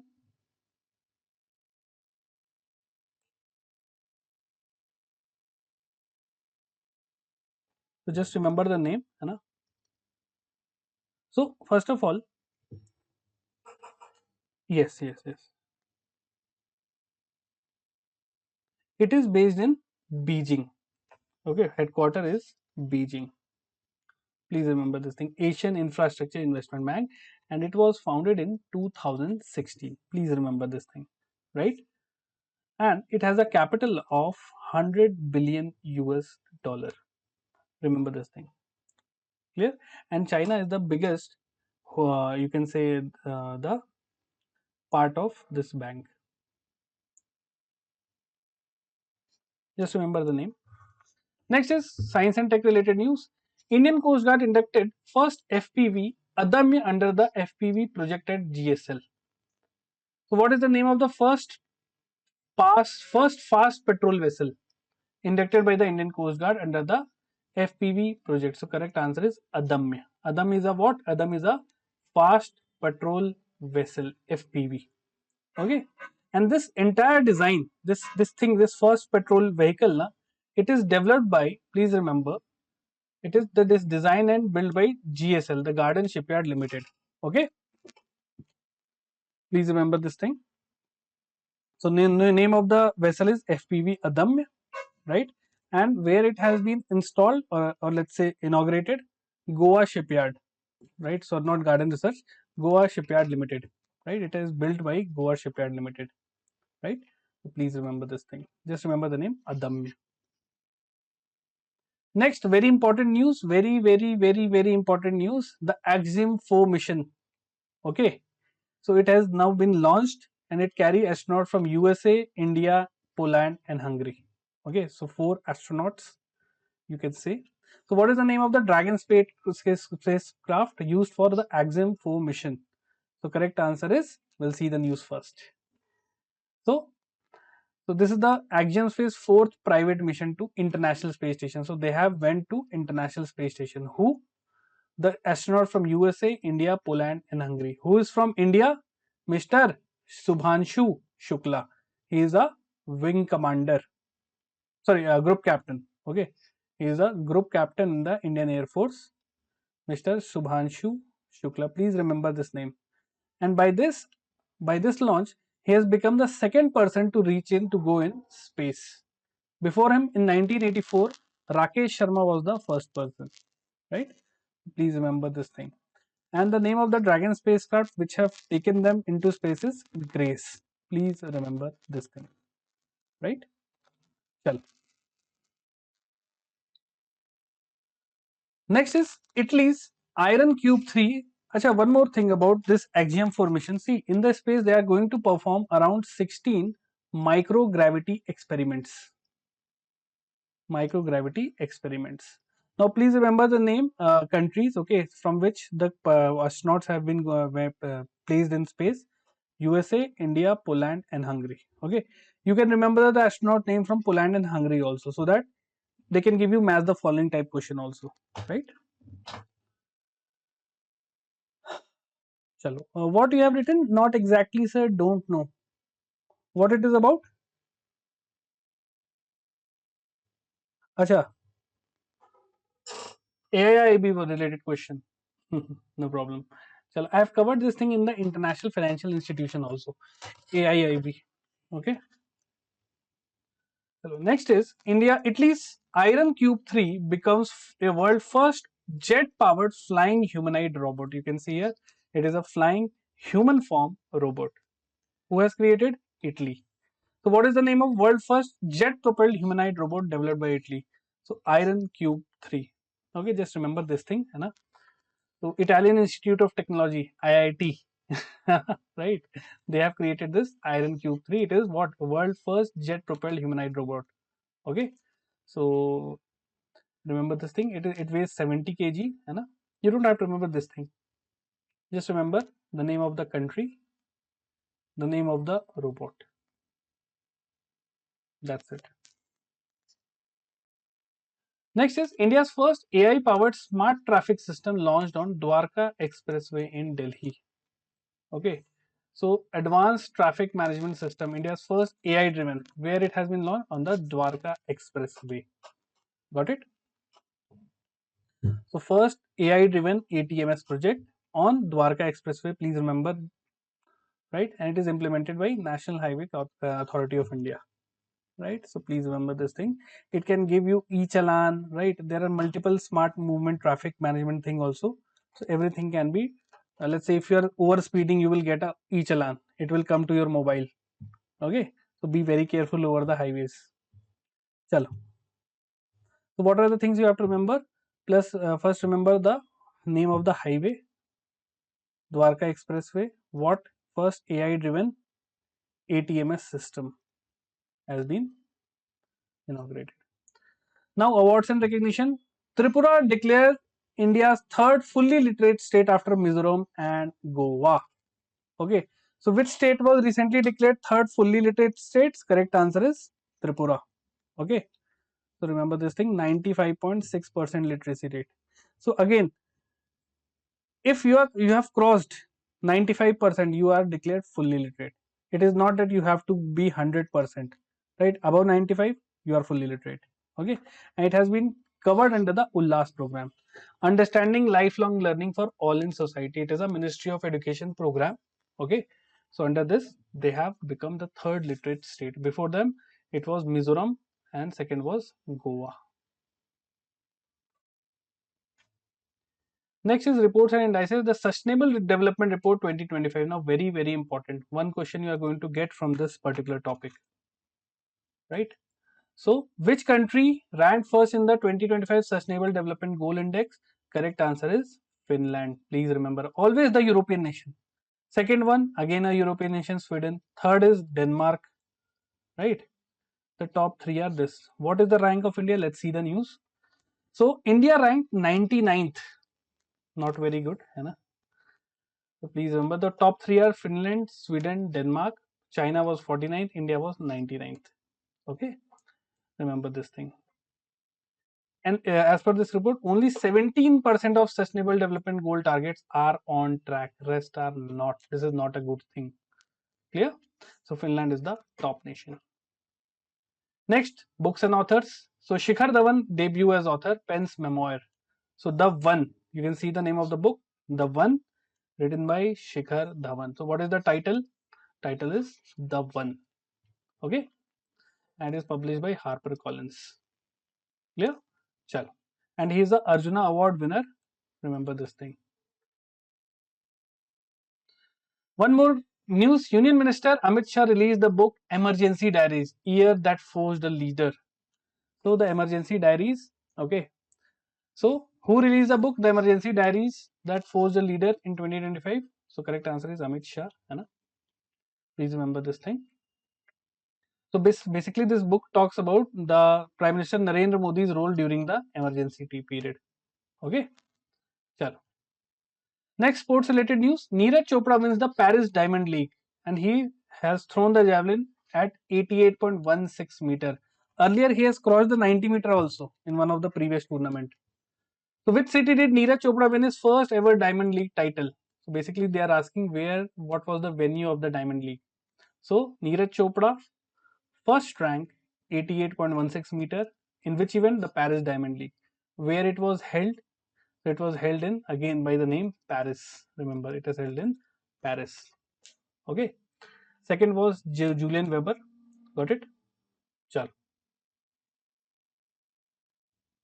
Next is the PCI, Paralympic Committee of India. They unveils logo and mascot for New Delhi World Para Athletic Championship.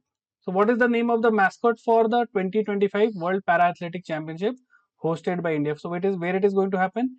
It is going to happen in New Delhi. What is the mascot? Let's see the news. Okay, so from September 27 to October 5th, the event is going to take place, World Para Athletic Championship. Please remember this thing. What is the name of the mascot? Viraj. Viraj is a young elephant, you can see here. Okay, this is Viraj. You can see one leg. It basically represents the Paralympics. Clear? So guys, this is it from my side today. I hope you have enjoyed the session. Okay, and I'll see you in the next video. Till then, have a great day. Jai Hind.